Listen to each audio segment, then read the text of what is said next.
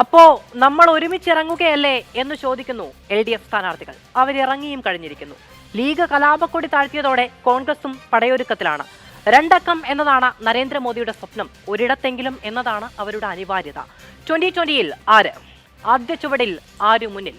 പ്രചാരണ വിഷയങ്ങൾ എന്തൊക്കെ? രണ്ടക്കം മോദിയുടെ മോഹമോ? ഈ ചോദ്യങ്ങളാണ് സൂപ്പർ പ്രൈം ടൈം ഇന്ന് വിശദമായ ചർച്ചയ്ക്ക് മുന്നോട്ട് വെക്കുന്നത്. നമ്മളോടൊപ്പം അതിഥികൾ ചേരും. കോൺഗ്രസിൽ നിന്ന് അഡ്വക്കേറ്റ് അബിൻ വർക്കി, CPM-ൽ നിന്ന് അഡ്വക്കേറ്റ് KS അരുൺകുമാർ, BJP-യിൽ നിന്ന് ശ്രീ സന്ദീപ് വാര്യർ. സ്വാഗതം വിശദമായ ചർച്ചയിലേക്ക്. അഡ്വക്കേറ്റ് അബിൻ വർക്കി, ഇടതുപക്ഷത്തിന്റെ പാനലായി കഴിഞ്ഞിരിക്കുന്നു. ആരൊക്കെയാണ് പോരാളികളെന്ന് പ്രഖ്യാപിച്ച് നമ്മൾ ചർച്ചയുടെ തുടക്കത്തിൽ പറഞ്ഞതുപോലെ നമ്മളെ ഇറങ്ങുകയല്ലേ എന്നുള്ളതാണ് അവരുടെ ചോദ്യം. ഇന്നിപ്പോൾ BJP-യുടെ നേതൃയോഗം ഇവിടെ ചേർന്നു. കഴിഞ്ഞ ദിവസം പ്രധാനമന്ത്രി നരേന്ദ്രമോദി വന്നപ്പോൾ രണ്ടക്കം കടക്കും കേരളത്തിലെ സീറ്റുകളുടെ എണ്ണം എന്നൊക്കെയാണ് പറയുന്നത്. നമുക്കറിയാവുന്നതാണ് UDF-നാണ് കേരളത്തിൽ നഷ്ടപ്പെടാനുള്ളത് സീറ്റുകളുടെ എണ്ണം നോക്കുകയാണെങ്കിൽ നിങ്ങളുടെ കയ്യിലാണ് സിംഹഭാഗവും സീറ്റുകളുള്ളത്. എന്താണ് നിങ്ങളുടെ ഒരു പ്രതിരോധത്തിന്റെ പ്ലാൻ? അതായത് ശ്രീ മാധു, ഇടതുപക്ഷത്തിനും BJP-ക്കും ഒക്കെ വെറുതെ സ്ഥാനാർത്ഥികളെ നിർത്തിയാൽ മതി. പക്ഷേ ഞങ്ങൾക്ക് ഡൽഹിയിലേക്ക് പറഞ്ഞയക്കാനുള്ള MP-മാരെയാണ് തിരഞ്ഞെടുത്ത് നിർത്തേണ്ടതുള്ളത്. അതുകൊണ്ട് തന്നെ ഞങ്ങൾ വളരെ കൃത്യമായി ഞങ്ങളുടെ ഭൂരിഭാഗം സ്ഥാനാർത്ഥികളെയും ഏകദേശം 5 കൊല്ലമായി തന്നെ ഞങ്ങൾ പ്രഖ്യാപിച്ചിരിക്കുകയാണ്. കാരണം അവർ ഏറ്റവും ആക്റ്റീവായി ആ മണ്ഡലങ്ങളിൽ വർക്ക് ചെയ്യുന്ന MP-മാർ തന്നെയാണ്. അതിനകത്ത് ചില മണ്ഡലങ്ങളിൽ എന്തെങ്കിലും വ്യത്യാസമുണ്ടോ എന്നുള്ളത് ഇപ്പോൾ ആലപ്പുഴ പോലെ അല്ലെങ്കിൽ വയനാട് പോലെയുള്ള സ്ഥലങ്ങളിലെ കാര്യങ്ങളൊക്കെ ഹൈക്കമാൻഡ് തീരുമാനിക്കേണ്ടതുണ്ട്. അതുകൊണ്ട് ഒരു ഔദ്യോഗിക പ്രഖ്യാപനം എന്നുള്ളത് മാത്രമേ ബാക്കിയുള്ളൂ. ഭൂരിഭാഗം സ്ഥലങ്ങളിലും ഞങ്ങളുടെ തെരഞ്ഞെടുപ്പ് പ്രവർത്തനമൊക്കെ നേരത്തെ ആരംഭിച്ചു കഴിഞ്ഞിട്ടുണ്ട്. പിന്നെ വയനാട് പോലെ എന്ന് പറയുമ്പോൾ രാഹുൽ ഏറെക്കുറെ ഇങ്ങോട്ടില്ല എന്ന കേരള നേതൃത്വത്തിന് ഒരു ബോധ്യമായിട്ടുണ്ടോ? രാഹുൽ ഇല്ല എന്ന് പറയുമ്പോൾ രാഹുൽ മാത്രമല്ല ഇല്ലാതാകുന്നത്. രാഹുൽ ഇവിടെ വന്ന് നിന്നപ്പോൾ നിങ്ങളുടെ കയ്യിൽ ജനങ്ങൾ വെച്ച് തന്ന 19 സീറ്റിൽ നിങ്ങൾക്ക് വലിയ മത്സരം വീണ്ടും കാഴ്ചവെക്കേണ്ടി വരുന്നു എന്ന സാധ്യത കൂടി തെളിയുകയാണ്. അതായത് ഒന്നാമത്തെ കാര്യം, ശ്രീ രാഹുൽ ഗാന്ധി വരുന്നുണ്ടോ ഇല്ലയോ എന്നുള്ള കാര്യത്തിൽ ഇതേവരെ ഒരു അന്തിമ തീരുമാനം ഹൈക്കമാൻഡ് എടുത്തിട്ടില്ല. കാരണം ശ്രീ രാഹുൽ ഗാന്ധിയുടെ മത്സരം എന്ന് പറഞ്ഞാൽ അത് ഇന്ത്യയിലെ മൊത്തം രാഷ്ട്രീയത്തെ ആസ്പദമാക്കിയിട്ടുള്ള ഒരു മത്സരമാണ് അദ്ദേഹം നടത്തേണ്ടത്. അത് വയനാട്ടിൽ നിന്ന് തന്നെ വേണോ അതോ മറ്റേതെങ്കിലും മണ്ഡലത്തിൽ നിന്ന് വേണോ എന്നുള്ളതൊക്കെ ഹൈക്കമാൻഡ് തീരുമാനിക്കേണ്ടതുണ്ട്. പിന്നെ BJP-യുടെ ദേശീയ നേതൃത്വമൊന്നും അങ്ങനെ ഒരു സീരിയസ് ആയ സ്ഥാനാർത്ഥി പട്ടികകളൊന്നും ഇറക്കി തുടങ്ങിയിട്ടില്ല. ഇടതുപക്ഷം സ്ഥാനാർത്ഥികളെ നിർത്തിയിട്ടുണ്ട്, അത് സത്യമാണ്. പക്ഷേ ഇപ്പോൾ BJP ഇവിടെ പറയുന്നതുപോലെ ഇപ്പോൾ താങ്കൾ ആദ്യം സൂചിപ്പിച്ചതുപോലെ രണ്ടക്കം കിടക്കും എന്നൊക്കെ പറഞ്ഞാൽ കഴിഞ്ഞ നിയമസഭാ തെരഞ്ഞെടുപ്പിൻ്റെ സമയത്ത് 35 സീറ്റ് കിട്ടുമെന്നാണ് BJP അന്ന് പറഞ്ഞിരുന്നത്. എത്ര സീറ്റാണ് കിട്ടിയത് എന്നുള്ളത് നമുക്കറിയാം. അപ്പോൾ 35 സീറ്റ് കിട്ടിയാൽ ഭരിക്കും എന്നാണ് അവർ പറഞ്ഞിരുന്നത്. പക്ഷേ ഇത് എത്രയാണ് കിട്ടിയത് എന്നുള്ള അന്തിമ ഫലം എത്രയാണ് എന്നുള്ളതൊക്കെ നമുക്കറിയാം. അതുപോലെ തന്നെ ഇടതുപക്ഷവും 6 മന്ത്രിമാരെയും 4 ജില്ലാ സെക്രട്ടറിമാരെയും 3 സിറ്റിംഗ് MLA-മാരെയൊക്കെ നിർത്തിയാണ് കഴിഞ്ഞ പ്രാവശ്യം മത്സരത്തിന് വന്നത്. അവസാനം എന്താണ് റിസൾട്ട് വന്നത് എന്നുള്ളതും നമുക്കറിയാം. അതുകൊണ്ട് തന്നെ തെരഞ്ഞെടുപ്പിൻ്റെ ചിത്രം വളരെ അടുത്ത ദിവസങ്ങളിൽ തന്നെ ഒരാഴ്ചക്കുള്ളിൽ തന്നെ കോൺഗ്രസിൻ്റെയും സ്ഥാനാർത്ഥി പട്ടിക ഔദ്യോഗികമായി പുറത്തു വരും. പക്ഷേ ഭൂരിഭാഗം മണ്ഡലങ്ങളിലും ഞങ്ങളുടെ സ്ഥാനാർത്ഥികളായ ഇപ്പോഴത്തെ സിറ്റിംഗ് MP-മാർ മത്സരം തുടങ്ങിക്കഴിഞ്ഞു. അവർ കഴിഞ്ഞ 5 കൊല്ലം നടത്തിയ പ്രവർത്തനങ്ങളെക്കുറിച്ച് വിശദീകരിച്ചു കഴിഞ്ഞു. രാഷ്ട്രീയ വിശദീകരണ ജാഥകളും വികസന സന്ദേശ ജാഥകളും അതുപോലെ തന്നെ ഞങ്ങളുടെ പാർലമെൻറ്റ് കോൺക്ലേവുകളും ഒക്കെ നടന്നുകൊണ്ടിരിക്കുകയാണ്. ഇലക്ഷൻ പ്രവർത്തനങ്ങളിൽ കോൺഗ്രസ് എന്നേ തുടങ്ങിക്കഴിഞ്ഞു എന്നുള്ളത് നിങ്ങൾ മനസ്സിലാക്കണം. ശരി, അഡ്വക്കേറ്റ് KS അരുൺകുമാർ, കഴിഞ്ഞ ദിവസം VS സുനിൽകുമാർ പറയുകയായിരുന്നു ഞങ്ങളുടെ മത്സരം കോൺഗ്രസുമായാണ്. ദേശീയ രാഷ്ട്രീയത്തിലേക്കുള്ള മത്സരമാണ് എങ്കിലും BJP-യെ എതിർക്കുക എന്നുള്ളതാണ് കോൺഗ്രസിന്റെയും CPM-ന്റെയും പ്രധാനപ്പെട്ട അജണ്ട എങ്കിലും സംസ്ഥാനത്ത് നടക്കുന്ന മത്സരം കോൺഗ്രസും CPM-ഉമായുള്ളതാണോ അതോ BJP തന്നെയാണോ നിങ്ങളുടെ എതിർ നിൽക്കുന്നവർ? കേരളത്തിൻ്റെ ഒരു മുന്നണി രാഷ്ട്രീയത്തിൻ്റെ സാഹചര്യം നമുക്കറിയാലോ. 1982 മുതൽ കേരളത്തിൽ മുന്നണി രാഷ്ട്രീയമാണ്. LDF-ഉം UDF-ഉം ശക്തമായിട്ടുള്ള മുന്നണി തന്നെയാണ് കേരളത്തിലുള്ളത്. BJP പല മണ്ഡലങ്ങളിലും അവരുടെ സാന്നിധ്യം ഉറപ്പിക്കാൻ പരമാവധി ശ്രമിച്ചിട്ടും ഒന്നും നേടാൻ കഴിഞ്ഞിട്ടില്ല എന്നുള്ള കാര്യം നമുക്കറിയാം. കഴിഞ്ഞ ലോക്സഭാ തെരഞ്ഞെടുപ്പിൽ 15% വോട്ട്, ഏകദേശം 14.75% വോട്ട് BJP നേടിയിരുന്നു. പക്ഷേ നിയമസഭാ തെരഞ്ഞെടുപ്പ് ആയപ്പോൾ 3-3.5% വോട്ട് അവർക്ക് കുറഞ്ഞു പോകുന്ന സാഹചര്യമുണ്ടായി. അതുകൊണ്ട് വലിയ ചലനമൊന്നും എത്ര തവണ പ്രധാനമന്ത്രി വന്ന് പ്രസംഗിച്ചാലും എത്ര ഭാരത് അരി കൊണ്ടുവന്ന് വിതരണം ചെയ്താലും അതുപോലെ തന്നെ കേരളത്തിലെ ജനാധിപത്യ ഗവൺമെൻറ്റിനെ തകർക്കാൻ എത്ര ഗൂഢാലോചന നടത്തിയാലും എത്ര നുണപ്രചരണം നടത്തിയാലും BJP-ക്ക് നിലവിലുള്ള സാഹചര്യത്തിൽ ഒരു മുന്നേറ്റം ഉണ്ടാക്കാൻ കഴിയില്ല. അതുകൊണ്ട് കേരളത്തിൽ ഏതായാലും പോരാട്ടം ഇടതുപക്ഷ ജനാധിപത്യ മുന്നണിയും അതുപോലെ തന്നെ ഐക്യ ജനാധിപത്യ മുന്നണിയും തന്നെയാണ്. CPM-നെ LDF-നെ സംബന്ധിച്ചിടത്തോളം നമ്മൾ ഏറ്റവും ആദ്യം മുന്നണി ചർച്ച പൂർത്തീകരിച്ചു. മുന്നണിയിലെ പ്രധാനപ്പെട്ട കക്ഷികളെല്ലാം വിശ്വാസത്തിലെടുത്ത് സീറ്റിൻ്റെ ഘടന പ്രഖ്യാപിച്ചു. അതിനുശേഷം ഏറ്റവും ആദ്യം കോട്ടയം മണ്ഡലത്തിൻ്റെ സ്ഥാനാർത്ഥിയെ മാണി കോൺഗ്രസ് പ്രഖ്യാപിച്ചു. അത് കഴിഞ്ഞ് CPI സ്ഥാനാർത്ഥി 4 സ്ഥാനാർത്ഥിമാരെ CPI-യുടെ സംസ്ഥാന കമ്മിറ്റി കൂടി പ്രഖ്യാപിച്ചു. അതിനുശേഷം CPM ഇന്നലെ സ്ഥാനാർത്ഥികളെ പ്രഖ്യാപിച്ചു. ഒരു 1.5 ആഴ്ച മുമ്പ് തന്നെ സ്ഥാനാർത്ഥി പട്ടികയുമായി ബന്ധപ്പെട്ടുകൊണ്ടുള്ള വിശദമായിട്ടുള്ള ചർച്ചകൾ പുറത്തു വന്നതാണ്. ഇന്നൊക്കെ ആളുകളായിരിക്കും എന്ന രൂപത്തിൽ. അത് കർഷക മുന്നണിയുടെ അഖിലേന്ത്യാ നേതാക്കന്മാർ ആ പാനലിലുണ്ട്. തൊഴിലാളി പ്രസ്ഥാനങ്ങൾക്ക് സംസ്ഥാനത്ത് നേതൃത്വം കൊടുക്കുന്നവരുണ്ട്. മഹിളാ പ്രസ്ഥാനത്തിൻ്റെ അഖിലേന്ത്യാ കമ്മിറ്റിയിലെ നേതാക്കന്മാരുണ്ട്. യുവജന പ്രസ്ഥാനത്തിൻ്റെ സംസ്ഥാന പ്രസിഡന്റുണ്ട്. അതുപോലെ മുൻ MP-മാരായി ശ്രദ്ധേയമായിട്ടുള്ള പ്രകടനം കാഴ്ചവെച്ചവരുണ്ട്. മുൻ മന്ത്രിമാരായി തിളങ്ങുന്ന പ്രവർത്തനം സംഘടിപ്പിച്ചവരുണ്ട്. നിലവിലെ മന്ത്രിയുണ്ട്. പ്രവർത്തനം അല്ല, അതിൽ അബിൻ പറഞ്ഞ ആ വാചകം ഒരർത്ഥമില്ല. നിങ്ങളൊക്കെ മത്സരിപ്പിക്കുന്നത് വെറും സ്ഥാനാർത്ഥികളെയാണ്, ഞങ്ങൾ MP-മാരെയാണ് മത്സരിപ്പിക്കുന്നത്. അത് തെറ്റായിട്ടുള്ളൊരു പ്രയോഗമാണ്. തെരഞ്ഞെടുപ്പ് എന്ന് വന്നാൽ സ്ഥാനാർത്ഥികളെ തന്നെയാണ് മത്സരിപ്പിക്കുന്നത്. എല്ലാവരും ജയിക്കാനായിട്ട് മത്സരിക്കുമ്പോഴും MP-മാരായി മത്സരിക്കുന്ന ആരുമൊന്നുമില്ല. പിന്നെ ആർഭാടത്തിന് പറയാം, അത് ആങ്കർ ഏറ്റുപിടിക്കേണ്ട. മത്സരിക്കുന്നത് നിലവിൽ MP ആണെങ്കിലും ആ MP സ്ഥാനം മാറ്റിവെച്ച് സ്ഥാനാർത്ഥിയായിട്ട് തന്നെയാണ് മത്സരിക്കുന്നത്. ഞങ്ങൾ സ്ഥാനാർത്ഥി ജനങ്ങൾക്കിടയിലേക്ക് ഇറങ്ങി കഴിഞ്ഞു.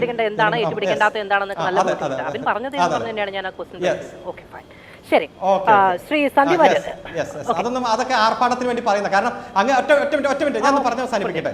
വലിയ പ്രതിസന്ധിയിൽ തന്നെ UDF മുന്നോട്ട് പോവുകയാണ്. ഒറ്റ കാര്യം, തൃക്കാക്കരയിലും പുതുപ്പള്ളിയിലുമെല്ലാം കുടുംബത്തിൽ നിന്ന് തന്നെ സ്ഥാനാർത്ഥി വച്ചപ്പോൾ ആ കുടുംബം കൂടിയിരുന്ന് വട്ടമേശയായിട്ടിരുന്ന് തീരുമാനിച്ചാൽ മതി. ആ ഒരു സാഹചര്യത്തിൽ ആദ്യം ഞങ്ങൾ പ്രഖ്യാപിച്ചു, അത് ഞങ്ങൾക്ക് വലിയ നേട്ടമായി. എന്നെല്ലാം വലിയ ഗീർവാണം വിട്ടുകൊണ്ടിരുന്നവർ ഇപ്പോൾ പോലും മുന്നണി ചർച്ച പോലും പൂർത്തീകരിക്കാൻ കഴിയാതെ വലിയ സംഘർഷ സാഹചര്യത്തിലൂടെ മുന്നോട്ട് പോകുന്നു. പരസ്പരം അടുത്തിരുന്ന് പറഞ്ഞ വാക്കുകളൊക്കെ ഇപ്പോൾ നമ്മുടെ മുന്നിലുണ്ടല്ലോ, ഞാനിവിടെ പറയുന്നില്ല. അപ്പോൾ UDF അതിൻ്റെ ചരിത്രത്തിലെ ഏറ്റവും വലിയ പ്രതിസന്ധിയിലൂടെയാണ് കടന്നു പോകുന്നത്.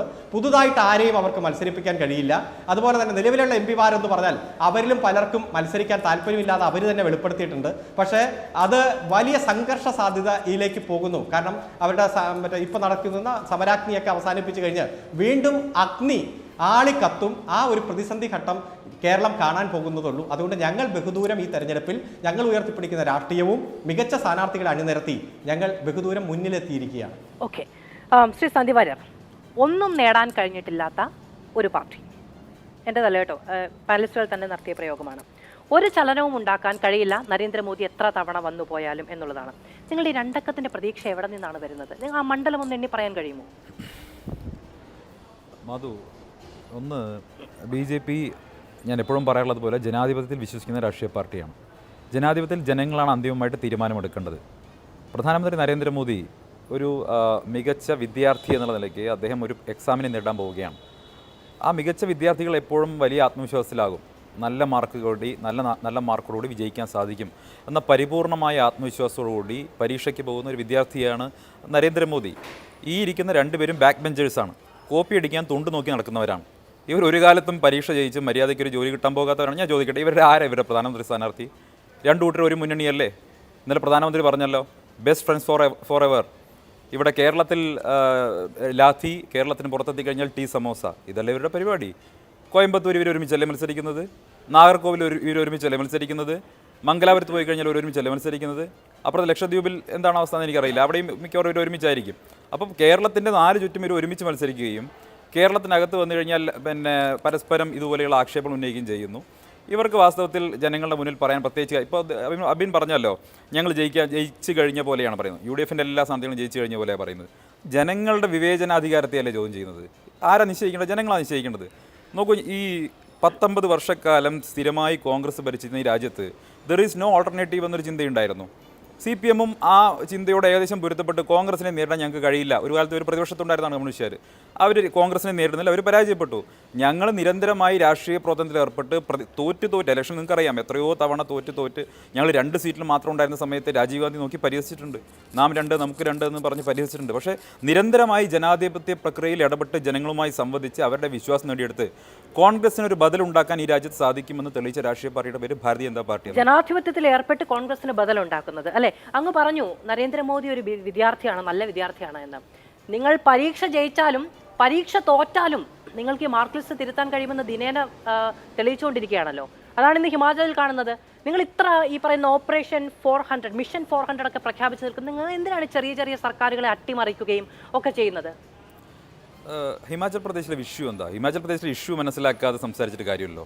ഹിമാചൽ പ്രദേശിൽ ഇന്ന് രാജിവെച്ച മന്ത്രി അവിടെ നേരത്തെ കോൺഗ്രസിൻ്റെ മുഖ്യമന്ത്രിയായിരുന്ന വീർഭദ്ര സിംഗിൻ്റെ മകനാണ്. അദ്ദേഹത്തിൻ്റെ വൈകാരികമായ ഒരു വിഷയത്തിൻ്റെ പേരിലാണ് അദ്ദേഹം രാജിവെച്ചതെന്നാണ് അവർ പറയുന്നത്. കോൺഗ്രസിൻ്റെ MLA-മാർ കോൺഗ്രസിൻ്റെ മുഖ്യമന്ത്രിയെ മാറ്റാൻ ആഗ്രഹിക്കുന്നുവെങ്കിൽ അത് അവരുടെ ആഭ്യന്തര പ്രശ്നമാണ്. കോൺഗ്രസിലെ MLA-മാരെ അവർക്ക് ഒപ്പം നിർത്താൻ കഴിയുന്നില്ലെങ്കിൽ അത് കോൺഗ്രസിൻ്റെ ഇഷ്യൂ ആണ്. എന്തുകൊണ്ടാണ് നിർത്താൻ കഴിയാത്തത്? കോൺഗ്രസ് ഹിമാചലിൽ അധികാരത്തിൽ വരുമ്പോൾ നൽകിയിട്ടുള്ള വാഗ്ദാനങ്ങളുണ്ടായിരുന്നു. ആ വാഗ്ദാനങ്ങൾ എന്ന് പറയുന്നത് ഹിമാചൽ പ്രദേശിലെ മുഴുവൻ സ്ത്രീകൾക്കും 1500 രൂപ വെച്ച് പ്രതിമാസം കൊടുക്കുമെന്ന് പറഞ്ഞിരുന്നു. ഇതുവരെ കൊടുത്തിട്ടില്ല, 1.5 വർഷക്കാലമായി. അതുപോലെ തന്നെ അവിടെ 5 ലക്ഷം യുവാക്കൾക്ക് തൊഴിൽ കൊടുക്കുമെന്ന് പറഞ്ഞിരുന്നു, അത് കൊടുത്തിട്ടില്ല. അവിടുത്തെ MLA-മാർക്ക് പുറത്തിറങ്ങാൻ കഴിയാത്ത സാഹചര്യം. ഈ വലിയ തോതിലുള്ള വാഗ്ദാനങ്ങൾ നൽകി അധികാരത്തിൽ വരുന്ന എല്ലാ സർക്കാരുകളുടെയും പിന്തുണയ്ക്കുന്ന MLA-മാർക്ക് ഇത്തരം ദുരവസ്ഥകൾ ഉണ്ടാകും. കോൺഗ്രസ് ചെയ്ത് BJP ഏത് വിധേനയും തോൽപ്പിക്കാൻ വേണ്ടി ഹിമാചൽ അടക്കമുള്ള ചില സംസ്ഥാനങ്ങളിൽ വലിയ തോതിലുള്ള വാഗ്ദാനങ്ങൾ കൊടുത്തു. തിരഞ്ഞെടുപ്പ് വാഗ്ദാനം നടപ്പിലാക്കിയില്ല എന്ന് പറഞ്ഞിട്ട് സ്വന്തം പാർട്ടിയിലെ MLA-മാർ വിട്ടുപോകും എന്നൊന്നും പറഞ്ഞു വെക്കരുത്. ഈ പറയുന്ന രാജ്യസഭാ ഇലക്ഷൻ അടക്കം ഉള്ളതിൽ ക്രോസ് വോട്ട് ചെയ്തതൊക്കെ എന്തെങ്കിലും തരത്തിലുള്ള പേഴ്സണൽ വിഷയം കൊണ്ടാണോ? മറ്റ് MLA-മാരെല്ലാവരും അല്ലല്ലോ. അവിടെ നിങ്ങൾക്ക് തന്നെയാണ് വോട്ട് വീഴുന്നതെങ്കിൽ നിങ്ങളുടെ ഒരു ഇടപെടലും ഉണ്ടായില്ല എന്ന് പറഞ്ഞാൽ ആര് വിശ്വസിക്കാനാണ് ശ്രീ സന്ദീപ്? അല്ല, അത് കോൺഗ്രസിന്റെ ആഭ്യന്തര പ്രശ്നമാണ്. നിങ്ങൾ കോൺഗ്രസിനോട് ചോദിക്കേണ്ട ചോദ്യമാണ്. എന്തുകൊണ്ട് കോൺഗ്രസിന്റെ, ഞാൻ ചോദിക്കട്ടെ, കഴിഞ്ഞ ഒരു 3-4 വർഷക്കാലം കൊണ്ട് അല്ല 5 വർഷക്കാലം ഇടയ്ക്ക് കോൺഗ്രസ് വിട്ട ആളുകൾ നിങ്ങൾ പരിശോധിക്കൂ. അവരൊന്നും ഈ ആയാറാം പൊളിറ്റിക്സിന്റെ ആളുകളൊന്നും അല്ലല്ലോ. ഞാൻ ചില പേരുകൾ പറയാം. അശോക് ചവാൻ കോൺഗ്രസിന്റെ എത്ര സീനിയർ നേതാവായിരുന്നു? ഈ കഴിഞ്ഞ ദിവസമാണ് കോൺഗ്രസ് വിട്ടത്. മഹാരാഷ്ട്ര മുഖ്യമന്ത്രി വരെയായിരുന്നു. ഞാൻ പറയട്ടെ, അത് പറയേണ്ട കോൺഗ്രസ് പറഞ്ഞു. ഞാൻ പറയട്ടെ, ഞാൻ പേരുകൾ പറയാം. ജ്യോതിരാദിത്യ സിന്ധ്യ എത്ര സീനിയർ നേതാവായിരുന്നു കോൺഗ്രസിന്റെ? ഗുലാം നബി ആസാദ് എത്ര സീനിയർ നേതാവ്? ബിജെപിയിലേക്ക് അല്ല അദ്ദേഹം വന്നത്, അദ്ദേഹം വേറെ പാർട്ടി ഉണ്ടാക്കിയത്. കപിൽ സിബൽ കോൺഗ്രസ് വിട്ടു, BJP-യിലേക്ക് അല്ല വന്നത്, വേറെ പാർട്ടി ഉണ്ടാക്കി. ജിതിൻ പ്രസാദ കോൺഗ്രസ് വിട്ടു. ഞാൻ മിലിന്ദ് ദിയോർ, അങ്ങനെ കോൺഗ്രസ് വിട്ട നേതാക്കന്മാരുടെ എണ്ണം നിങ്ങളൊന്ന് പരിശോധിക്കുക. അവരിൽ പലരും BJP-യിലേക്ക് അല്ല വന്നത്. അപ്പോൾ കോൺഗ്രസിനകത്ത് എന്തോ പ്രശ്നമുണ്ട്. ആ പ്രശ്നം പരിഹരിക്കേണ്ടത് അവരാണ്. കോൺഗ്രസിൻ്റെ അകത്തെ പ്രശ്നം എന്ന് പറയുന്നത് ഈ തെരഞ്ഞെടുപ്പിൻ്റെ ഘട്ടത്തിലും ഓക്സ്ഫോർഡിലേക്ക് സംസാരിക്കാൻ പോകുന്നയാളാണ്. തെരഞ്ഞെടുപ്പിനെ സീരിയസ് ആയിട്ട് എടുക്കാത്തയാളാണ്. അദ്ദേഹത്തിന് ഈ പൊളിറ്റിക്സ് ഒരിക്കലും അദ്ദേഹത്തിന് സീരിയസ് ആയിട്ടുള്ള വിഷയമല്ല. അത് തന്നെയാണ് കോൺഗ്രസിന്റെ പ്രശ്നം. അത് ഞാൻ പറഞ്ഞതല്ലോ, കോൺഗ്രസിനകത്ത് പുറത്തു വന്ന ആളുകൾ പറഞ്ഞിട്ടുള്ള. അബിൻ, ഞാൻ ആ ചോദ്യങ്ങൾ സന്ധ്യവാരോട് ചോദിക്കുമ്പോൾ നിങ്ങളത് കോൺഗ്രസിനോട് ചോദിക്കൂ എന്നാണ് പറഞ്ഞത്. ഇന്ന് കഴിഞ്ഞ ദിവസം തോമസ് ഐസക്കിന്റെ ഒരു പോസ്റ്റ്, അതിൽ പറയുകയാണ് മോദിയുടെ ഗ്യാരണ്ടി കോൺഗ്രസ് ആണ് എന്ന്. മനസ്സിലാവുന്നുണ്ടോ? അതായത് മോദിക്ക് ജയിക്കാൻ കോൺഗ്രസിനെ മതി എന്നുള്ളതാണ് CPM ആരോപിക്കുന്ന വിഷയം. ഈ തെരഞ്ഞെടുപ്പിന് പ്രഖ്യാപിക്കുന്നതിന് തൊട്ട് മുൻപുള്ള നിങ്ങളുടെ ഈ ദേശീയ നേതാക്കളുടെ കളം മാറ്റങ്ങളാകെ ഇവിടെയും വിഷയമാകും. എന്തിനാണ് കോൺഗ്രസിനെ വോട്ട് ചെയ്ത് അങ്ങ് പറഞ്ഞതുപോലെ ഉറപ്പുള്ള MP-മാരെ പറഞ്ഞയക്കുന്നത്? BJP-ക്ക് അനുകൂലമായി കൈപൊക്കാനാണോ എന്ന ചോദ്യത്തിന് നിങ്ങൾക്ക് എന്തുണ്ട് മറുപടി അബിൻ? അതായത് 2-3 കാര്യങ്ങൾക്ക് മറുപടി പറയാനുണ്ട്. അപ്പോൾ അദ്ദേഹം പരീക്ഷ എഴുതാൻ പോകുന്ന കുട്ടിയെക്കുറിച്ചും കോപ്പി അടിച്ചതിനെക്കുറിച്ചൊക്കെ പറഞ്ഞു. കോപ്പി അടിച്ചത് ആരാണ് എന്നും സുപ്രീം കോടതിയുടെ മുമ്പിൽ വന്ന് ആ കോപ്പിയടി തുറന്നു പറഞ്ഞത് ആരാണെന്നും സുപ്രീം കോടതി അത് കയ്യോടെ പൊക്കിയിട്ട് അവിടെ ഉണ്ടായിരുന്ന മേയറെ മാറ്റി പുതിയ മേയറെ വെച്ച ഒരു ദിവസം 2 ദിവസം കഴിഞ്ഞാണ് താങ്കൾ കോപ്പിയടിയെ പറ്റി സംസാരിക്കുന്നതെന്ന കാര്യം താങ്കൾക്ക് ഓർമ്മ വേണം. കാരണം BJP-കാരൻ പരസ്യമായി കോപ്പി അടിച്ചത് ഈ രാജ്യം മുഴുവൻ CCTV-യിലൂടെ കാണുകയും സുപ്രീം കോടതി അത് കണ്ട് റദ്ദാക്കുകയും ചെയ്ത കാര്യങ്ങളെക്കുറിച്ച്, തെരഞ്ഞെടുപ്പിനെക്കുറിച്ചൊക്കെ നമുക്ക് അറിയാവുന്ന ദിവസമാണ് ഇപ്പോൾ പറയുന്നത്. പിന്നെ അദ്ദേഹം പറഞ്ഞു ആത്മവിശ്വാസം, ഞാൻ വിവേചനാധികാരത്തെ വെല്ലുവിളിച്ചു എന്നാണ് BJP-യുടെ പ്രതിനിധിയും CPM-ന്റെ പ്രതിനിധിയും പറഞ്ഞത്. 400 സീറ്റ് ലഭിച്ച് ഞങ്ങൾ അധികാരത്തിൽ വരും എന്നും പറഞ്ഞ് വലിയ കൊട്ടിഘോഷം നടത്തുമ്പോൾ അത് ആത്മവിശ്വാസവും അമിത ആത്മവിശ്വാസവും ഒക്കെയാണ്. ഞാൻ പറഞ്ഞത് വളരെ കൃത്യമാണ്. ഞങ്ങളുടെ MP-മാരുടെ പ്രവർത്തനങ്ങളിൽ ഞങ്ങൾക്ക് പൂർണ്ണമായ ആത്മവിശ്വാസമുണ്ട്. അവർ വീണ്ടും തിരഞ്ഞെടുക്കപ്പെടും എന്നുള്ള കാര്യത്തിൽ ഞങ്ങൾക്ക് പൂർണ്ണമായ ആത്മവിശ്വാസമുണ്ട്. അവർ കഴിഞ്ഞ 5 കൊല്ലമായി ആ മണ്ഡലങ്ങളിൽ പ്രവർത്തിച്ചു വരികയാണ്. ആ 5 കൊല്ലം പ്രവർത്തിച്ച പ്രവർത്തനങ്ങളുമായി ബന്ധപ്പെട്ടുകൊണ്ടുള്ള തിരഞ്ഞെടുപ്പ് പ്രവർത്തനങ്ങൾ ആരംഭിച്ചു കഴിഞ്ഞു. അത് ഇന്നോ ഇന്നലെയോ അല്ല ആരംഭിച്ചത്, അത് മാസങ്ങൾക്ക് മുമ്പേ തിരഞ്ഞെടുപ്പുമൊക്കെയായി ബന്ധപ്പെട്ട് അവർ 5 കൊല്ലം ചെയ്ത വികസനത്തിൻ്റെ കാര്യങ്ങളും മറ്റു കാര്യങ്ങളുമായി ചൂണ്ടിക്കാണിച്ചുകൊണ്ടും മണ്ഡലത്തിലെ സംഘടനാ വിഷയങ്ങളുമായി ബന്ധപ്പെട്ടുകൊണ്ടുള്ള ക്യാമ്പുകളുമൊക്കെയായി ഞങ്ങളുടെ പ്രവർത്തനങ്ങൾ ഓൾറെഡി ആരംഭിച്ചു കഴിഞ്ഞു. അതുകൊണ്ട് ഞങ്ങൾക്ക് ആത്മവിശ്വാസമുണ്ട്. ഭൂരിഭാഗം സീറ്റുകളിലും എന്നല്ല 20 സീറ്റുകളിലും കഴിഞ്ഞ പ്രാവശ്യം നഷ്ടപ്പെട്ട ആലപ്പുഴയും തിരിച്ചു പിടിക്കാൻ പറ്റുമെന്നുള്ള ആത്മവിശ്വാസം കോൺഗ്രസിനുണ്ട്. അത് ഞാൻ പ്രകടിപ്പിച്ചു എന്നുള്ളതേ ഉള്ളൂ. അതിൽ നിങ്ങളാരും അസ്വസ്ഥരാകേണ്ട കാര്യമില്ല. പിന്നെ താങ്കളിപ്പോൾ സൂചിപ്പിച്ച കാര്യം, ഇപ്പോൾ ഇവിടെ ഓരോ പാർട്ടിയിൽ നിന്നും മാറി BJP-യിൽ വരുന്ന നേതാക്കന്മാരുടെ കാര്യത്തിൽ അത് വാഷിംഗ് മെഷീനാണ് മാധു. അതായത് അജിത് പവാർ, ഇവർ വലിയ അഴിമതി ആരോപണം ഉന്നയിച്ചു. അഴിമതി ആരോപണം ഉന്നയിച്ച അജിത് പവാർ BJP-യുമായി കൂടിയപ്പോൾ വാഷിംഗ് മെഷീനായി, അഴിമതി ആരോപണം കഴുകിപ്പോയി. ഇവർ അശോക് ചവാൻ അഴിമതി ആരോപണം ഉന്നയിച്ചു, ED ക്വസ്റ്റ്യൻ ചെയ്യാൻ പോകുന്ന ഘട്ടത്തിൽ അപ്പോൾ തന്നെ BJP-യിൽ പോയി വാഷിംഗ് മെഷീനായി.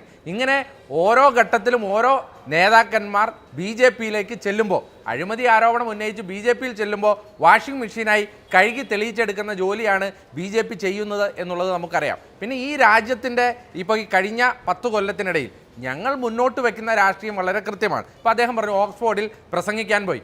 ഇന്ത്യയുടെ പ്രധാനമന്ത്രിയെ ഓക്സ്ഫോർഡിൽ പ്രസംഗിക്കാൻ വിളിക്കാത്തതിന് കൊതി കുത്തിയിട്ട് വല്ല കാര്യമുണ്ടോ ശ്രീ സന്ദീപ് വാര്യർ? ഇന്ത്യയുടെ പ്രധാനമന്ത്രിക്ക് ഓക്സ്ഫോർഡിലോ വിദേശ സർവകലാശാലകളിലോ പോയി അങ്ങനെ ഒരു പ്രസംഗം കാഴ്ചവെക്കാൻ പറ്റാത്തതിൽ, അത് രാഹുൽ ഗാന്ധിയെ വിളിച്ച് അദ്ദേഹം അത് നടത്തുന്നതിൽ നിങ്ങൾ കൊതി കുത്തിയിട്ടോ അസൂയപ്പെട്ടിട്ടോ വല്ല കാര്യമുണ്ടോ? അത് അദ്ദേഹം പോവും, അദ്ദേഹം അടുത്ത ദിവസം തിരിച്ചു വന്ന് തിരഞ്ഞെടുപ്പ് പ്രവർത്തനങ്ങളുമായി അദ്ദേഹം പ്രവർത്തനം ആരംഭിക്കും. അദ്ദേഹം ഭാരത് ജോഡോ യാത്ര കഴിഞ്ഞതിന് ശേഷമാണ് അദ്ദേഹം പോയത്. ഭാരത് ജോഡോ യാത്ര എത്ര നാളുകളായി ഇന്ത്യയിലുടനീളം അദ്ദേഹം നടന്നുകൊണ്ടും അല്ലാതെയും യാത്ര നടത്തുകയാണ്. എത്രയോ അധികം ആളുകളെ കാണുകയാണ്, എത്രയോ പ്രധാനപ്പെട്ട വിഷയം ഈ രാജ്യത്തിന് മുമ്പിലേക്ക് വെക്കുകയാണ്. അപ്പോൾ ഇതൊക്കെ തിരഞ്ഞെടുപ്പുമായി ബന്ധപ്പെട്ട് അല്ലാത്തതുമായ വിഷയങ്ങളാണ് ശ്രീ രാഹുൽ ഗാന്ധി മുന്നോട്ട് വയ്ക്കുന്നത്. അതുകൊണ്ട് ഞങ്ങൾ വളരെ ആത്മവിശ്വാസത്തിലാണ്. ഇപ്പോൾ ഇവരുടെ അമിത ആത്മവിശ്വാസമാണ്. കാരണം എന്താ, ഇപ്പോൾ 2004 മുമ്പുള്ള ഒരവസ്ഥയെക്കുറിച്ച് നമുക്കറിയാം. 2004 മുമ്പ് ഇതുപോലെ തന്നെ ഇന്ത്യ ഷൈനിങ്, ഇന്ത്യ തിളങ്ങുന്നു എന്നുള്ള വലിയ മുദ്രാവാക്യവുമായി AB വാജ്പേയിയും അതുപോലെ തന്നെ പ്രമോദ് മഹാജനും ഒക്കെ വന്ന സാഹചര്യം ഓർമ്മ വേണം. അന്ന് എല്ലാ സർവേകളും, എല്ലാ പത്രമാധ്യമങ്ങളും, എല്ലാ രാഷ്ട്രീയ നിരീക്ഷകരും പറഞ്ഞു അതാ BJP വീണ്ടും അധികാരത്തിലേക്ക് എത്താൻ പോകുന്നു. പക്ഷേ 2004 അധികാരത്തിലെത്തിയപ്പോൾ അത് മൻമോഹൻ സിംഗ് ആയിരുന്നു എന്നുള്ളത് മാത്രമല്ല, ഞങ്ങളൊരു പ്രധാനമന്ത്രി സ്ഥാനാർത്ഥിയെ ഉയർത്തി കാണിച്ചല്ല ആ തിരഞ്ഞെടുപ്പിന് പോയത്. അന്ന് ഞങ്ങൾ മൻമോഹൻ സിംഗിനെ പ്രധാനമന്ത്രിയാക്കി. 2009 ഞങ്ങൾ ഉയർന്ന ഭൂരിപക്ഷത്തോടുകൂടി വീണ്ടും ഞങ്ങളുടെ പ്രധാനമന്ത്രിയും ഞങ്ങളുടെ സർക്കാരും വന്നു എന്നുള്ളത് ഇവിടെ ചരിത്രമാണ്. അതുകൊണ്ട് രാഷ്ട്രീയ ചരിത്രങ്ങൾ നിങ്ങൾ പരിശോധിക്കണം. പക്ഷേ ഈ പറയുന്ന ലോക്സഭാ തെരഞ്ഞെടുപ്പിനെ അഭിമുഖീകരിക്കാൻ നിൽക്കുമ്പോൾ നിങ്ങളുടെ ഏറ്റവും വലിയ വെല്ലുവിളി നിങ്ങളുടെ ദേശീയ നേതാക്കൾ, നിങ്ങൾ തോൽപ്പിച്ചത് കോൺഗ്രസിന്റെ മുഖങ്ങളെ തന്നെയാണ്. നിങ്ങളുടെ നേതാക്കൾ നിങ്ങളെ പ്രതിനിധികളായി തിരഞ്ഞെടുക്കുന്ന ജനങ്ങളെ നോക്കി കൊഞ്ഞനം കുത്തുകയാണ്. നിങ്ങൾ ഇവിടെ കേരളത്തിലും കേൾക്കേണ്ടി വരുന്ന ആ പഴി തന്നെയാണേ. അതായത് നിങ്ങളിപ്പോൾ പറയുന്നത് കോൺഗ്രസ് ഇപ്പോൾ ഹിമാചൽ പ്രദേശിലെ വിഷയം, ഹിമാചൽ പ്രദേശിൽ സംഘടനാപരമായ വിഷയങ്ങളുണ്ട്, അത് ഞങ്ങൾ പരിഹരിക്കും. ഇതേവരെ അവിടെ രാജ്യസഭാ തെരഞ്ഞെടുപ്പുമായി ബന്ധപ്പെട്ട് വിഷയങ്ങളുണ്ടായി. CRPFന്റെ വലിയ രീതിയിലുള്ള എസ്കോട്ടിൽ അവിടെ MLA-മാരെ കൊണ്ടുപോയതായി ബന്ധപ്പെട്ട ആരോപണങ്ങളുണ്ട്. ആ MLA-മാരെ ഭീഷണിപ്പെടുത്തിയതായ ആരോപണങ്ങളുണ്ട്. അതൊക്കെ പരിഹരിക്കാൻ കോൺഗ്രസിന് സാധിക്കും. പിന്നെ ഇത് വലിയ രീതിയിലുള്ള ഇവരുടെ പവർ പൊളിറ്റിക്സും മണി പൊളിറ്റിക്സും കഴിയുന്ന ഒരു വേളയിൽ വീടുകളിൽ ചെന്ന് ഒരു ചെറിയ ആരോപണങ്ങൾ ഉണ്ടെങ്കിൽ പോലും അവരുടെ വീടുകൾ റെഡി ചെയ്യുന്നു, അവരുടെ കുടുംബങ്ങളെ റെഡി ചെയ്യുന്നു, അവരുടെ കുടുംബങ്ങളെ ബന്ധവസ്ഥയിലാക്കുന്നു, അവരെ വലിയ രീതിയിലുള്ള പ്രതിരോധത്തിലാക്കുന്നു, അവർക്ക് വലിയ രീതിയിലുള്ള ഓഫറുകൾ വരുന്നു. ഇങ്ങനെയുള്ള സാഹചര്യങ്ങൾ ഉണ്ടാകുമ്പോൾ സ്വാഭാവികമാണ് മാധു, ഇത് ഇന്ത്യൻ രാഷ്ട്രീയത്തിൽ ഇത് 2014 ശേഷം നമ്മൾ കണ്ടുകൊണ്ടിരിക്കുന്ന പ്രവണതയാണ്. ഇന്റലിജൻസ് ബ്യൂറോയും അതുപോലെ EDയും CBIയും ഒക്കെ ഉപയോഗിച്ചുകൊണ്ട് പ്രതിപക്ഷ കക്ഷികളെ മാത്രം ഇവിടെ വേട്ടയാടുക എന്നുള്ള വലിയ രീതിയിലുള്ള വിഷയങ്ങൾ അത് ഇന്ത്യൻ രാഷ്ട്രീയത്തിൽ നമ്മൾ കണ്ടുകൊണ്ടിരിക്കുകയാണ്. ഒരൊറ്റ കാര്യം കൂടെ ഞാൻ ചൂണ്ടിക്കാണിക്കാം. താങ്കളേതോ തോമസ് ഐസക്കിൻ്റെ പോസ്റ്റുമായി ബന്ധപ്പെട്ട് എന്തോ കാര്യമൊക്കെ പറഞ്ഞു. ശ്രീ തോമസ് ഐസക്ക് ഇത് പറയേണ്ടിയിരുന്നത് കഴിഞ്ഞ CPM സംസ്ഥാന സമിതിയിലായിരുന്നു. കാരണം പിണറായി വിജയനും അതുപോലെ പ്രധാനമന്ത്രിയുമായിട്ടുള്ള അന്തർധാര എന്താണ് എന്നുള്ളത് ഈ കേരളത്തിൻ്റെ പൊതുസമൂഹത്തിന് മുഴുവൻ വെളിവാകുന്ന അവസ്ഥയിലാണ് അദ്ദേഹം ഇവിടെ വന്ന് എന്തോ ഗ്യാരണ്ടിയുടെ കാര്യം പറയുന്നത്. പ്രധാനമന്ത്രി മോദിയുടെ ഗ്യാരണ്ടിയിലാണ് മുഖ്യമന്ത്രി പിണറായി വിജയനും മകളും ഇന്ന് ക്ലിഫ് ഹൗസിൽ സമാധാനത്തോടു കൂടി ഉറങ്ങിക്കൊണ്ടിരിക്കുന്നത്. കാരണം 2019 തൊട്ടുള്ള കേന്ദ്ര അന്വേഷണം, 2021 തൊട്ട് മുഖ്യമന്ത്രിയുടെ മകളുമായി ബന്ധപ്പെട്ട കേന്ദ്ര അന്വേഷണം, ഇതേവരെ ഈ ഇന്ത്യയുടെ ചരിത്രത്തിൽ 2014 ശേഷം ഒരു മുഖ്യമന്ത്രിയുമായി ബന്ധപ്പെട്ട് ഇതിന്റെ 10-1 ആരോപണം ഉണ്ടായിട്ടുണ്ടെങ്കിൽ പോലും ആ മുഖ്യമന്ത്രിയുടെ വീട് റെയ്ഡ് ചെയ്യും, മക്കളെ റെയ്ഡ് ചെയ്യും. ഒറ്റ കാര്യം, മക്കളെ റെയ്ഡ് ചെയ്യും, അദ്ദേഹത്തിന്റെ സ്ഥാപനങ്ങൾ റെയ്ഡ് ചെയ്യും. ശ്രീമതി മാധു, നിങ്ങൾ ഓർക്കണം, 2019 മുതൽ ഇത്രയും ഗുരുതരമായ ആരോപണം, 2021 മുതൽ മകളുമായി ബന്ധപ്പെട്ട ആരോപണം ഉണ്ടായിട്ട് കേരളത്തിന്റെ മുഖ്യമന്ത്രിയുടെ വീട്ടിലേക്ക് ഈ കേന്ദ്ര അന്വേഷണ ഏജൻസികൾ ഒന്ന് ഒളിഞ്ഞു പോലും നോക്കിയിട്ടില്ല. എന്ന് പറഞ്ഞാൽ മോദിയുടെ ഗ്യാരണ്ടിയിലാണ് മുഖ്യമന്ത്രിയും മകളും കുടുംബവും ഇന്ന് സ്വസ്ഥമായി ക്ലിഫ് ഹൗസിൽ ആ അഴിമതി ഭരണത്തിന് കീഴിലും ഇപ്പോൾ താമസിച്ചുകൊണ്ടിരിക്കുന്നത് എന്നത് തോമസ് ഐസക്കിന് ഓർമ്മ വേണം. എന്നിട്ട് അവരെ വേണം ഞങ്ങൾ. ശ്രീ കെ സരൺകുമാർ, അതായത് കോൺഗ്രസിൽ നിന്നുള്ള കൊഴിഞ്ഞുപോക്ക് നിങ്ങളൊരു വലിയ ആയുധമായി അല്ലെങ്കിൽ ഒരു വലിയ പ്രചാരണ വിഷയമായി തിരഞ്ഞെടുപ്പിന് ഉപയോഗിക്കുകയാണ് എങ്കിൽ കേന്ദ്ര സർക്കാരിന്റെ ദാക്ഷിണ്യത്തിലാണ്, കേന്ദ്ര സർക്കാരിന്റെ കരുതലിനുള്ളിലാണ് കേരളത്തിലെ ഭരണവും മുഖ്യമന്ത്രിയും ഒക്കെ നിലനിന്നു പോകുന്നത് എന്നുള്ളതാണ് കോൺഗ്രസിന്റെ മറുപടി. കോൺഗ്രസിൽ നിന്നുള്ള കൊഴിഞ്ഞുപോക്ക് ഒരു തെരഞ്ഞെടുപ്പ് മുദ്രാവാക്യമായിട്ട് CPMോ LDFോ ഉപയോഗിച്ചിട്ടില്ല. ഞാനും ഈ ചർച്ചയിൽ പറഞ്ഞില്ല. അത് പറഞ്ഞതാരാ? BJPയുടെ പ്രതിനിധിയാണ്. BJPയുടെ പ്രതിനിധി അത് പറയും. കാരണം ജനാധിപത്യത്തെ പണാധിപത്യം കൊണ്ട് കീഴ്പ്പെടുത്തിയാണ് കഴിഞ്ഞ 9.5 വർഷമായി അവർ ചെയ്തുകൊണ്ടിരിക്കുന്നത്. ഇപ്പോൾ കോൺഗ്രസിൻ്റെ പ്രതിനിധി എൻ്റെ സുഹൃത്ത് ഇവിടെ പറഞ്ഞാൽ അവസാനത്തെ ലാപ്പ് വരെ ഞാൻ അംഗീകരിക്കുകയാണ്. കേന്ദ്ര ഇൻവെസ്റ്റിഗേഷൻ ഏജൻസികളെ ഇത്രയധികം ദുരുപയോഗം ചെയ്ത ഒരു ഗവൺമെൻറ് ഇന്ത്യയുടെ ചരിത്രത്തിലില്ല. ഈ രാജ്യത്ത് ED രജിസ്റ്റർ ചെയ്ത അവസാനത്തെ 121 കേസ് നേതാക്കന്മാർക്കെതിരായിട്ടുള്ള കേസ്. ആ 121 കേസിൽ 116 പ്രതിപക്ഷ നേതാക്കന്മാർക്കെതിരാണ്. അതായത് 96% പ്രതിപക്ഷ നേതാക്കന്മാരാണ്. കഴിഞ്ഞ 8-9 വർഷം ED എടുത്ത കേസ് 5422 കേസുകൾ. ആ കേസിൽ ശിക്ഷിക്കപ്പെട്ടത് വെറും 23 കേസാണ്. അതായത് ശിക്ഷാ നിരക്ക് 0.54%. 100 കേസെടുത്താൽ അതിൽ ഒരു കേസ് പോലും ശിക്ഷിപ്പിക്കാൻ കഴിയാത്ത ഈ രാജ്യത്തെ ഏറ്റവും വിശ്വാസമില്ലാത്ത ഏജൻസിയായി ED തരം താണിരിക്കുന്നു. അതും പോട്ടെ, കള്ളപ്പണം എന്ന രൂപത്തിൽ ഇവർ കണ്ടെത്തി എന്ന് പറഞ്ഞ് പത്രദൃശ്യ മാധ്യമങ്ങളിലൂടെ നമ്മൾ വാർത്ത വായിക്കാറുണ്ട്. ഈ രാജ്യത്ത് ED കണ്ടെത്തിയ കള്ളപ്പണത്തിൽ അത് കള്ളപ്പണമാണ് എന്ന് തെളിയിക്കാൻ 1% തുക പോലും കള്ളപ്പണമാണെന്ന് തെളിയിക്കാൻ കഴിയാത്ത ഏറ്റവും വിശ്വാസയോഗ്യതയില്ലാത്ത ലോകത്തിലെ തന്നെ ഈ ഏജൻസിയായി ED തരം താണിരിക്കുകയാണ്. ആ ED ആണ് ഇവർ ഇറങ്ങി തിരിച്ചിരിക്കുന്നത്. അപ്പോൾ 8ാമത് സമൻസ് ആണ് ഡൽഹി മുഖ്യമന്ത്രിക്ക് കൊടുത്തത്. തോമസ് ഐസക്കിന് കൊടുത്തു 5-6 സമൻസ്. ഓരോ സംസ്ഥാനത്തും കയറി ഇറങ്ങി കേന്ദ്ര ഇൻവെസ്റ്റിഗേഷൻ ഏജൻസികളെ ദുരുപയോഗം ചെയ്യുന്നു. NCPയെ പിളർത്തി, ശിവസേനയെ പിളർത്തി, നാരായണ റാണെ, അതുപോലെ ഹേമന്ത വിശ്വ ശർമ്മ എല്ലാം നമ്മുടെ മുന്നിലുണ്ട്. കോൺഗ്രസ് ഇതെല്ലാം പറഞ്ഞു. അവസാനം പറയുകയാണ്, കേരളത്തിൽ കണ്ടോ, കേരളത്തിലും ED. പക്ഷേ ഇവിടെ എന്തോ അങ്ങോട്ടും ഇങ്ങോട്ടും ബന്ധത്തിലാണ്. നിലപാടെടുത്ത നിലപാടായിരിക്കണം. വാളയാർ ചെക്ക് പോസ്റ്റിന് അപ്പുറത്തേക്ക് ഒരു നിലപാടും വാളയാർ ചെക്ക് പോസ്റ്റിന് ഇപ്പുറത്ത് മറ്റൊരു നിലപാടുമല്ല വേണ്ടത്. ഞങ്ങൾ പറയുന്നു, ജനാധിപത്യത്തെ പണാധിപത്യം കൊണ്ട് കീഴടക്കുന്നത് ആസാമിലായാലും മഹാരാഷ്ട്രയിലായാലും കർണാടകയിലായാലും കേരളത്തിലായാലും അത് ഒരേപോലെയാണ് ഞങ്ങൾ കാണുന്നത്. നിങ്ങളുടെ നേതാക്കന്മാരെ അടർത്തിയെടുക്കുമ്പോൾ വലിയ തരത്തിൽ ഇൻവെസ്റ്റിഗേഷൻ ഏജൻസിയെ ദുരുപയോഗം ചെയ്യുന്നതും വലിയ തരത്തിൽ പണം ഉപയോഗിക്കുന്നതും ഞങ്ങൾ നിശ്ചിതമായി വിമർശിക്കുന്നുണ്ട്. കാരണം ഇലക്ട്രിക് ബോണ്ടിലൂടെ 6577 കോടി രൂപ മേടിച്ച് പോക്കറ്റിലിട്ട് BJPയുടെ നേതാവിന്റെ കയ്യിൽ. അതുകൊണ്ട് അവർക്ക് അത് എടുത്ത് കൃത്യമായിട്ട് വിനിയോഗിക്കാം. 2-3 കോടി അല്ലെങ്കിൽ 10-20 കോടി ഒരു MLAക്ക് കൊടുത്താലും 6577 കോടി രൂപ അവരുടെ കയ്യിലിരിക്കുകയാണ്. അതുകൊണ്ട് ഇവിടെ BJP നടത്തുന്ന ഈ അധാർമികമായിട്ടുള്ള രാഷ്ട്രീയത്തെ, പ്രതിപക്ഷത്തെയും ജനാധിപത്യത്തെയും തകർക്കാൻ വേണ്ടിയിട്ടുള്ള രാഷ്ട്രീയത്തെ ഒത്തൊരുമയോടെ നേരിടാൻ വേണ്ടിയിട്ടാണ് 29 കക്ഷികൾ ഒത്തൊരുമയോടെ ഒരു മനസ്സോടെ യോജിച്ചത്. 1-2 കക്ഷികളെ BJP വീണ്ടും അടർത്തിയെടുത്തു പോയി. അതിനുവേണ്ടി പരമോന്നത ബഹുമതിയായ ഭാരത് രത്നത്തെ വരെ ദുരുപയോഗം ചെയ്തത് നമ്മുടെ മുന്നിലുണ്ട്. പക്ഷെ കഴിഞ്ഞ ഒരാഴ്ചയായി ഇന്ത്യ മുന്നണി കൂടുതൽ ഐക്യത്തോടെ സീറ്റ് ഷെയറിംഗ് ചർച്ചയൊക്കെയായി മുന്നോട്ട് പോകുകയാണ്. ചില സംസ്ഥാനങ്ങളിൽ സൗഹൃദ മത്സരം എന്ന രൂപത്തിൽ മത്സരിക്കേണ്ടി വരും. ചില സംസ്ഥാനങ്ങളിൽ കൂട്ടി യോജിപ്പോടെ മത്സരിക്കും. അതൊരു പൊതുധാരണയുടെ ഭാഗമായി മാറുക. പക്ഷേ ഇൻവെസ്റ്റിഗേഷൻ ഏജൻസിയുടെ കാര്യം പറയുമ്പോൾ, അതുപോലെ സാമ്പത്തിക ഫെഡറലിസം തകർക്കുന്ന സാഹചര്യം വരുമ്പോൾ, ജനാധിപത്യത്തെ പണാധിപത്യം കൊണ്ട് കീഴടക്കുമ്പോൾ കേരളത്തിൽ മാത്രം വ്യത്യസ്തമായിട്ടുള്ള നിലപാട് സ്വീകരിക്കുന്നു. അത് ജനങ്ങൾക്ക് ബോധ്യമുണ്ട്. ഇപ്പൊ എന്തേ ഇത്രയധികം ആരോപണം ഈ ഗവൺമെന്റിനെതിരെ, സംസ്ഥാന ഗവൺമെന്റിനെതിരെ ഉന്നയിക്കുമ്പോൾ 5 സീറ്റ് ഉണ്ടായിരുന്ന പഞ്ചായത്ത് തെരഞ്ഞെടുപ്പ് 10ആയി മാറി, UDFന്റെ പകുതിയായി മാറി, BJPയുടെ എണ്ണം കുറഞ്ഞു. എന്തിയെ ജനങ്ങൾ കൂടുതൽ അംഗീകാരത്തോടെ ഇരട്ടിയായി LDFന്റെ സീറ്റ് മാറ്റിയത്? പഞ്ചായത്ത് തെരഞ്ഞെടുപ്പ് ലോക്സഭാ തെരഞ്ഞെടുപ്പിന് ഒരു മാനദണ്ഡമൊന്നുമല്ല. പക്ഷേ ഈ പ്രതികൂലമായ രാഷ്ട്രീയ സാഹചര്യത്തിലും ജനങ്ങൾ ഞങ്ങളെ അംഗീകരിക്കുന്നത്, ജനങ്ങളോട് യഥാർത്ഥ രാഷ്ട്രീയം പറയുന്നു, സർഗാത്മകമായിട്ടുള്ള രാഷ്ട്രീയം ഞങ്ങൾ പറയുന്നു, കേന്ദ്രം നടത്തിക്കൊണ്ടിരിക്കുന്ന ഈ അവഗണന ഞങ്ങൾ പറയുന്നു, ജനാധിപത്യ വിരുദ്ധമായിട്ടുള്ള പ്രക്രിയ ഞങ്ങൾ പറയുന്നു എന്നതുകൊണ്ട് തന്നെയാണ്. അതുകൊണ്ട് കോൺഗ്രസ് തിരിച്ചറിയേണ്ടത് അവരുടെ കൂടെയുള്ളവരെ ഉറപ്പിച്ചു നിർത്തണം. ഏത് സ്വാധീനത്തിൽ വഴങ്ങിയാണ് അവർ പോകാൻ സാധ്യത എന്ന് അവർക്കൊരു അസസ്മെന്റ് വേണമല്ലോ. ഇപ്പൊ തമിഴ്നാട്ടിലെ വനിതാ MLA, അവരുടെ ഏറ്റവും പ്രതിപക്ഷ ഉപകക്ഷി നേതാവാണ് S വിജയധരണി. എന്താണ് പോകാൻ കാരണം? ആർക്കറിയാം? മഹാരാഷ്ട്രയിലെ കോൺഗ്രസിന്റെ മുൻ മുഖ്യമന്ത്രി അശോക് ചവാൻ പോയി. എന്താണ് കാരണം? അവിടുത്തെ വർക്കിംഗ് പ്രസിഡന്റ് ബസവരാജ് പാട്ടീൽ പോയി. എന്താ കാരണം എന്നറിയില്ലല്ലോ. ആസാമിലെ വർക്കിംഗ് പ്രസിഡന്റ് കോൺഗ്രസിന്റെ റാണ ഗോസ്വാമി പോയി. ഹിമാചൽ പ്രദേശിൽ ഇവിടെ ഉപയോഗിച്ചത് അബിൻ പറയുന്നത് ചെറിയ ആരോപണങ്ങൾ ഇവർ തന്നെ ഉണ്ടാക്കുന്നു, എന്നിട്ട് ഇവർ തന്നെ അന്വേഷണം പ്രഖ്യാപിക്കുന്നു, നിലനിൽപ്പിന് വേണ്ടി ഭീഷണി ഉപയോഗിച്ച് ഏജൻസികളെ ഉപയോഗിച്ച് കൊണ്ടുപോകുന്നു എന്നുള്ളതാണ്. ഈ ഏജൻസികളെ ഉപയോഗിക്കുന്ന കാര്യത്തിൽ നിങ്ങൾക്കും എതിരഭിപ്രായമില്ലല്ലോ. അത് വാളയാറിന് അപ്പുറത്താണെങ്കിലും ഇപ്പുറത്താണെങ്കിലും. അപ്പൊ അതിന് വശംവദരായി പോവുകയാണ് ദേശീയ രാഷ്ട്രീയത്തിലായതുകൊണ്ട് കോൺഗ്രസ് MPമാരും MLAമാരും എന്നുള്ളതാണ് അബിന്റെ പോയിന്റ്. അതെ, ആ പോയിന്റ് വരുമ്പോൾ ഞാനൊന്ന് ചോദിച്ചിട്ട്, ഇപ്പൊ അരുണാചൽ പ്രദേശ് 40 MLA കോൺഗ്രസിനുണ്ട്, 24 MLA BJPക്ക്. എത്ര അങ്ങോട്ടും ഇങ്ങോട്ടും 1-2 പോയാലും തുല്യം വരൂലല്ലോ വോട്ട്. തുല്യം വരുന്നു എന്ന് പറയുമ്പോൾ അത്രയ്ക്ക് പണമെറിഞ്ഞ ആളുകളെ മാറ്റി, അല്ലെങ്കിൽ ഇൻവെസ്റ്റിഗേഷൻ ഏജൻസി ഉപയോഗിച്ചുകൊണ്ട് വശംവദരാക്കി. എന്തുമായാലും കോൺഗ്രസിനെ സംബന്ധിച്ചിടത്തോളം യഥാർത്ഥ കോൺഗ്രസ് ആകുവാൻ, അല്ലെങ്കിൽ അവരുടെ കൂടെ നിൽക്കുന്നവരെ ഒരുമിച്ച് നിർത്താനുള്ള ശക്തമായിട്ടുള്ള പോരാട്ടമാണ് ഈ കാലഘട്ടത്തിൽ ആവശ്യം. ആ ഘട്ടത്തിൽ ആവശ്യം വരുമ്പോൾ ഇപ്പോൾ ഞാൻ ചോദിച്ചോട്ടെ, തോമസ് ഐസക്കിന് 6 തവണ സമൻസ് അയച്ചു ED. ഹൈക്കോടതി തന്നെ ചോദിച്ചു എന്താണ് കാരണം സമൻസ് അയക്കാൻ. അന്നേരം ഹൈക്കോടതിയിൽ ED പറഞ്ഞത് ഞങ്ങൾക്ക് 1 മാസം സമയം വേണം, എന്തിനാണ് സമൻസ് അയച്ചതെന്ന് പറയാൻ 1 മാസം കൊടുത്തു.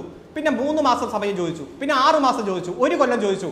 അവസാനം എന്തിനാണ് സമൻസ് അയച്ചതെന്ന് പറയാൻ പോലും EDക്ക് പറ്റാതെ വന്നപ്പോൾ ആ സമൻസ് റദ്ദാക്കി. അത് കഴിഞ്ഞ കേസ് പ്രൊസീഡിങ്സ് തീർന്നു. വീണ്ടും ഇപ്പോൾ സമൻസ് അയച്ചു, തോമസ് ഐസക് ചോദ്യം ചെയ്തു. അപ്പോൾ ഇത്തരത്തിൽ സാഹചര്യം വരുമ്പോൾ എന്തിയെ കോൺഗ്രസ് പ്രതികരിക്കാത്തത്? ഞങ്ങൾ ഈ രാജ്യത്ത് മൊത്തത്തിൽ ഇൻവെസ്റ്റിഗേഷൻ ഏജൻസികളെ ദുരുപയോഗം ചെയ്യുന്നതിനെതിരെ, അതുപോലെ തന്നെ സാമ്പത്തിക ഫെഡറലിസം തകർക്കുന്നതിനെതിരെ, രാജ്യത്തിന്റെ മതനിരപേക്ഷ കാഴ്ചപ്പാട് തകർക്കുന്നതിനെതിരെ ഒറ്റ മുദ്രാവാക്യം ഞങ്ങൾ മുന്നോട്ട് വയ്ക്കുകയാണ്. ഓരോ സംസ്ഥാനത്തും വ്യത്യസ്തമായിട്ടുള്ള കാഴ്ചപ്പാട് ഞങ്ങൾ എടുക്കുന്നില്ല. അതുകൊണ്ട് കോൺഗ്രസിനെ സംബന്ധിച്ചിടത്തോളം യഥാർത്ഥ കോൺഗ്രസായി മാറാൻ, പ്രത്യേകിച്ച് ഈ പ്രതിപക്ഷ മുന്നണികളുടെ ഐക്യനിരയെ കെട്ടുറപ്പോടെ നേരിടാൻ അല്ലെങ്കിൽ നയിക്കാൻ, മുന്നോട്ട് നയിക്കാൻ തയ്യാറാകേണ്ട സമയത്താണ്. അതുകൊണ്ട് ജാഗ്രതയോടെയാണ് മുന്നോട്ട് പോകേണ്ടത്. ഈ രാജ്യം നിലനിൽക്കണമോ എന്ന ഗൗരവമായിട്ടുള്ള ചോദ്യമാണ് നമ്മുടെ മുന്നിലുള്ളത്. ഇന്ത്യയുടെ ഭരണഘടന അസ്ഥിരപ്പെടണമോ അതോ ഈ രാജ്യം രാജ്യമായി നിലനിൽക്കണമോ എന്ന ചോദ്യത്തിന് നമ്മൾ മറുപടി പറയണം. ഒറ്റ കാര്യം കൂടി, ഇപ്പൊ പ്രധാനമന്ത്രി പറഞ്ഞല്ലോ 2 അക്കം എന്ന്. അത് ചിലപ്പോൾ തെറ്റിപ്പോയതായിരിക്കും. ഈ കേരളത്തിൽ നിന്ന് 20 എംപിമാരുണ്ട്, 2 അക്കമാണ്. 20 എംപിമാരാണ് ഉള്ളത് എന്ന് പറഞ്ഞതായിരിക്കും. അല്ലാതെ കേരളത്തിൽ നിന്ന് ഒരു 2 അക്കം BJPക്ക് കിട്ടുമെന്ന് അത്ര പറയാൻ പറ്റിയ ഒരു എത്ര മികച്ച വിദ്യാർത്ഥിയാണെന്ന് വിശേഷിപ്പിച്ചാലും നടക്കില്ല. ഇവിടെ കൃത്യമായി ജനങ്ങൾക്ക് ബോധ്യമുണ്ട്. BJPയും സംഘപരിവാരും സൃഷ്ടിച്ചുകൊണ്ടിരിക്കുന്ന പ്രശ്നങ്ങൾ അത്ര ഗുരുതരമായിട്ടുള്ള പ്രശ്നമാണ് ഈ രാജ്യത്ത് എന്ന് ബോധ്യമുള്ള, നല്ല വിദ്യാഭ്യാസമുള്ള, ജനാധിപത്യ കാഴ്ചപ്പാടും ബോധ്യമുള്ള ജനതയാണ് കേരളത്തിൽ എന്നതുകൊണ്ട് വെറുതെ പനിക്കേണ്ട BJP എന്നതാണ് പറയാനുള്ളത്. ശരി, ശ്രീ സന്ദീപ് വാര്യർ, പക്ഷേ നിങ്ങൾ ഈ കേരള ഘടകം പ്രധാനമന്ത്രി നരേന്ദ്രമോദിക്ക് ഇത് തെറ്റായി ബ്രീഫ് ചെയ്ത് കൊടുത്തതാണോ? ഇവിടെ BJPക്ക് അനുകൂലമായി അത്ര വലിയൊരു തരംഗമുണ്ട് എന്ന്? അതോ അദ്ദേഹം ഏത് പഠനത്തിന്റെ അടിസ്ഥാനത്തിലാണ് കേരളത്തിൽ നിന്ന് ഒരു ഏറ്റവും കുറഞ്ഞ 10 സീറ്റ് എന്നുള്ളതായിരിക്കണമല്ലോ അദ്ദേഹം ഉദ്ദേശിച്ചിട്ടുണ്ടാവുക?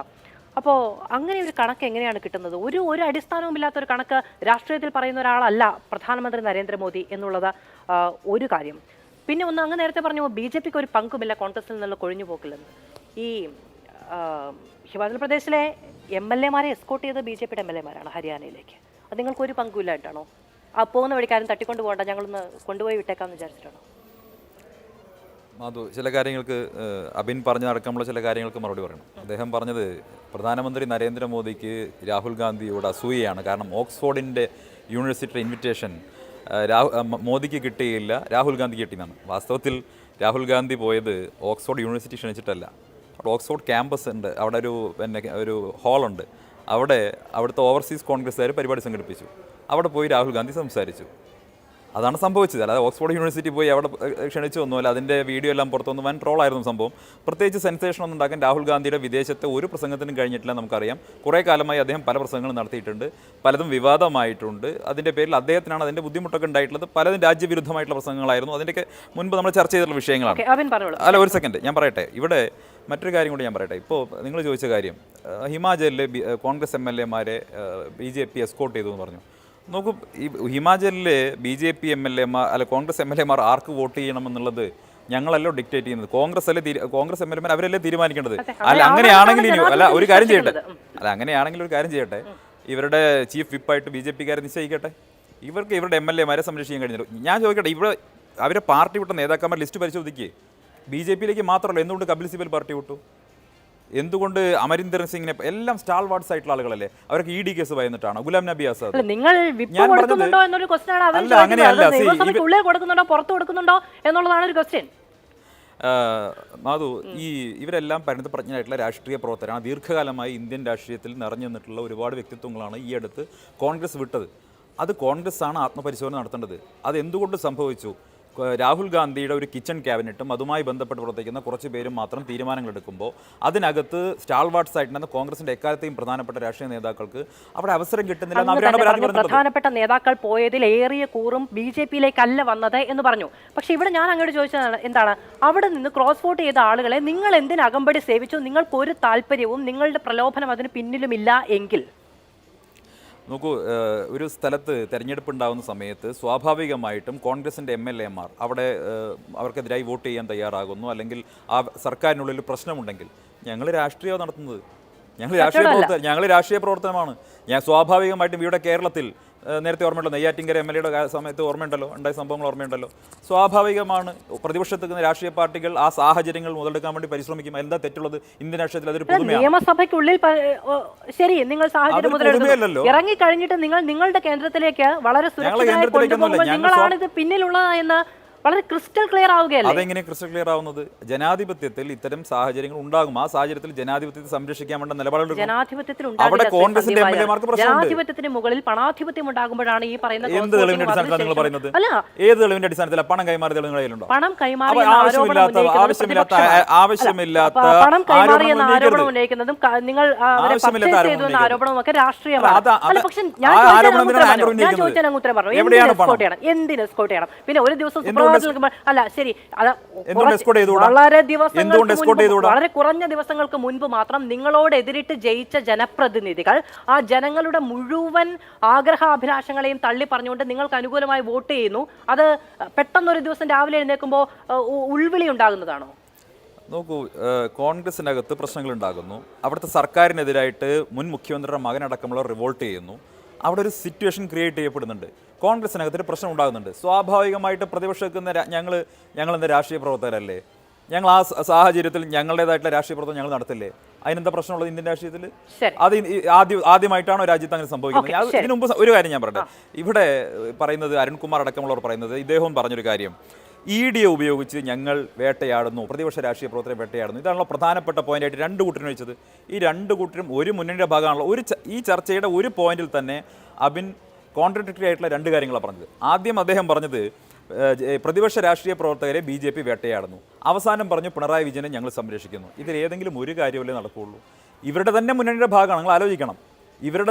ഇവരിവിടെ പിണറായി വിജയനെതിരെ അഴിമതി ആരോപണം ഉന്നയിക്കുന്ന സമയത്ത്, അല്ലെങ്കിൽ മമതാ ബാനർജിക്കെതിരെ അഴിമതി ആരോപണം ഉന്നയിക്കുന്ന സമയത്ത്, അരവിന്ദ് കെജ്രിവാൾ അഴിമതിക്കാരനാണെന്ന് പറയുന്ന സമയത്ത്, ഇതേ ആളുകൾ ഇവർക്കെതിരെയൊക്കെ ഡിസിഷൻ എടുക്കുന്ന സമയത്ത് ഡൽഹിയിൽ ഇവരുടെ നേതാക്കന്മാർ പത്രസമ്മേളനത്തിൽ പറയുന്നത് എന്താ?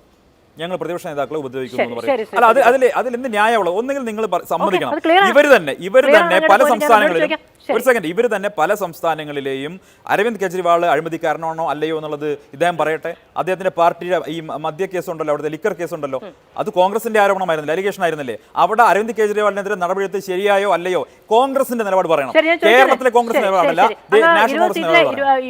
10 സീറ്റിലെങ്കിലും കണക്ക് ഞാൻ ചോദിച്ചാൽ പറഞ്ഞില്ല കേട്ടോ. ഞാൻ വരാം, അടുത്ത പ്രാവശ്യം വരാം. ഇത്തവണ അതിദീർഘമായിരുന്നു. അബിൻ, നിങ്ങൾക്ക് അരുണും പറയുന്നു, സന്ദീപ് വാര്യരും പറയുന്നു, നിങ്ങൾക്ക് പല സംസ്ഥാനങ്ങളിൽ പല നിലപാടാണ് ഈ ഏജൻസികളുടെ കാര്യത്തിൽ തന്നെ എന്ന്. എതിർ രാഷ്ട്രീയ പാർട്ടികളെ ആക്രമിക്കുന്ന സമയത്ത് നിങ്ങൾക്ക് ഈ പറയുന്ന BJPയുടെ കേന്ദ്ര ഏജൻസികളെ ദുരുപയോഗം ചെയ്യുന്നതുമായി ബന്ധപ്പെട്ട് എതിർപ്പുകളില്ല.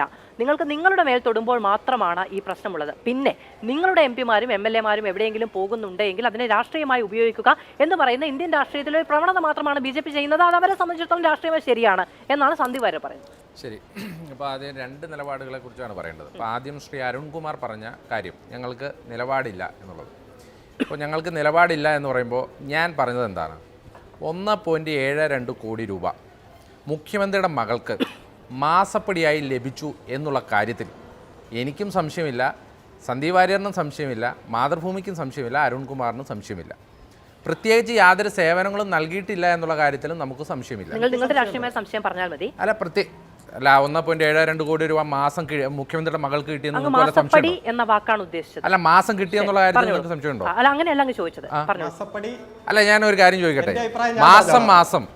മാസം യാതൊരു സേവനവും നൽകാതെ മുഖ്യമന്ത്രിയുടെ മകൾക്ക് പണം കൊടുത്തത് മാസപ്പടി അല്ലാതെ തീരുമാനങ്ങൾ നിങ്ങൾക്ക് രാഷ്ട്രീയമായി പറയാം, ചോദ്യങ്ങളാണ് മാധ്യമങ്ങൾ മുന്നോട്ട് വെക്കുന്നത്. നിങ്ങൾക്ക് സംശയമില്ല, സന്ദീപിന് സംശയമില്ല, മാതൃഭൂമിക്ക് സംശയമില്ല. 1.72 കോടി രൂപ സേവനം നൽകാതെ കിട്ടിയെന്നുള്ള കാര്യത്തിൽ നിങ്ങൾക്ക് സംശയമുണ്ടോ? അതും ഞങ്ങൾ ചോദ്യങ്ങളായി മുന്നോട്ട് വെക്കുന്നുണ്ട്. പറഞ്ഞോളൂ. ഈ വിഷയമല്ല, ആ വിഷയം എടുക്കുമ്പോൾ ഞാൻ നിലപാട്. അതായത് ഞങ്ങൾക്ക് ആ കാര്യത്തിൽ സംശയമില്ല. 1.72 കോടി രൂപ മാസപ്പടിയായി തന്നെ മുഖ്യമന്ത്രിയുടെ മകൾക്ക് ലഭിച്ചു. കുറെ അധികം പണം മുഖ്യമന്ത്രിക്ക് ലഭിച്ചു. ഈ കാര്യത്തിലും സംശയമില്ല.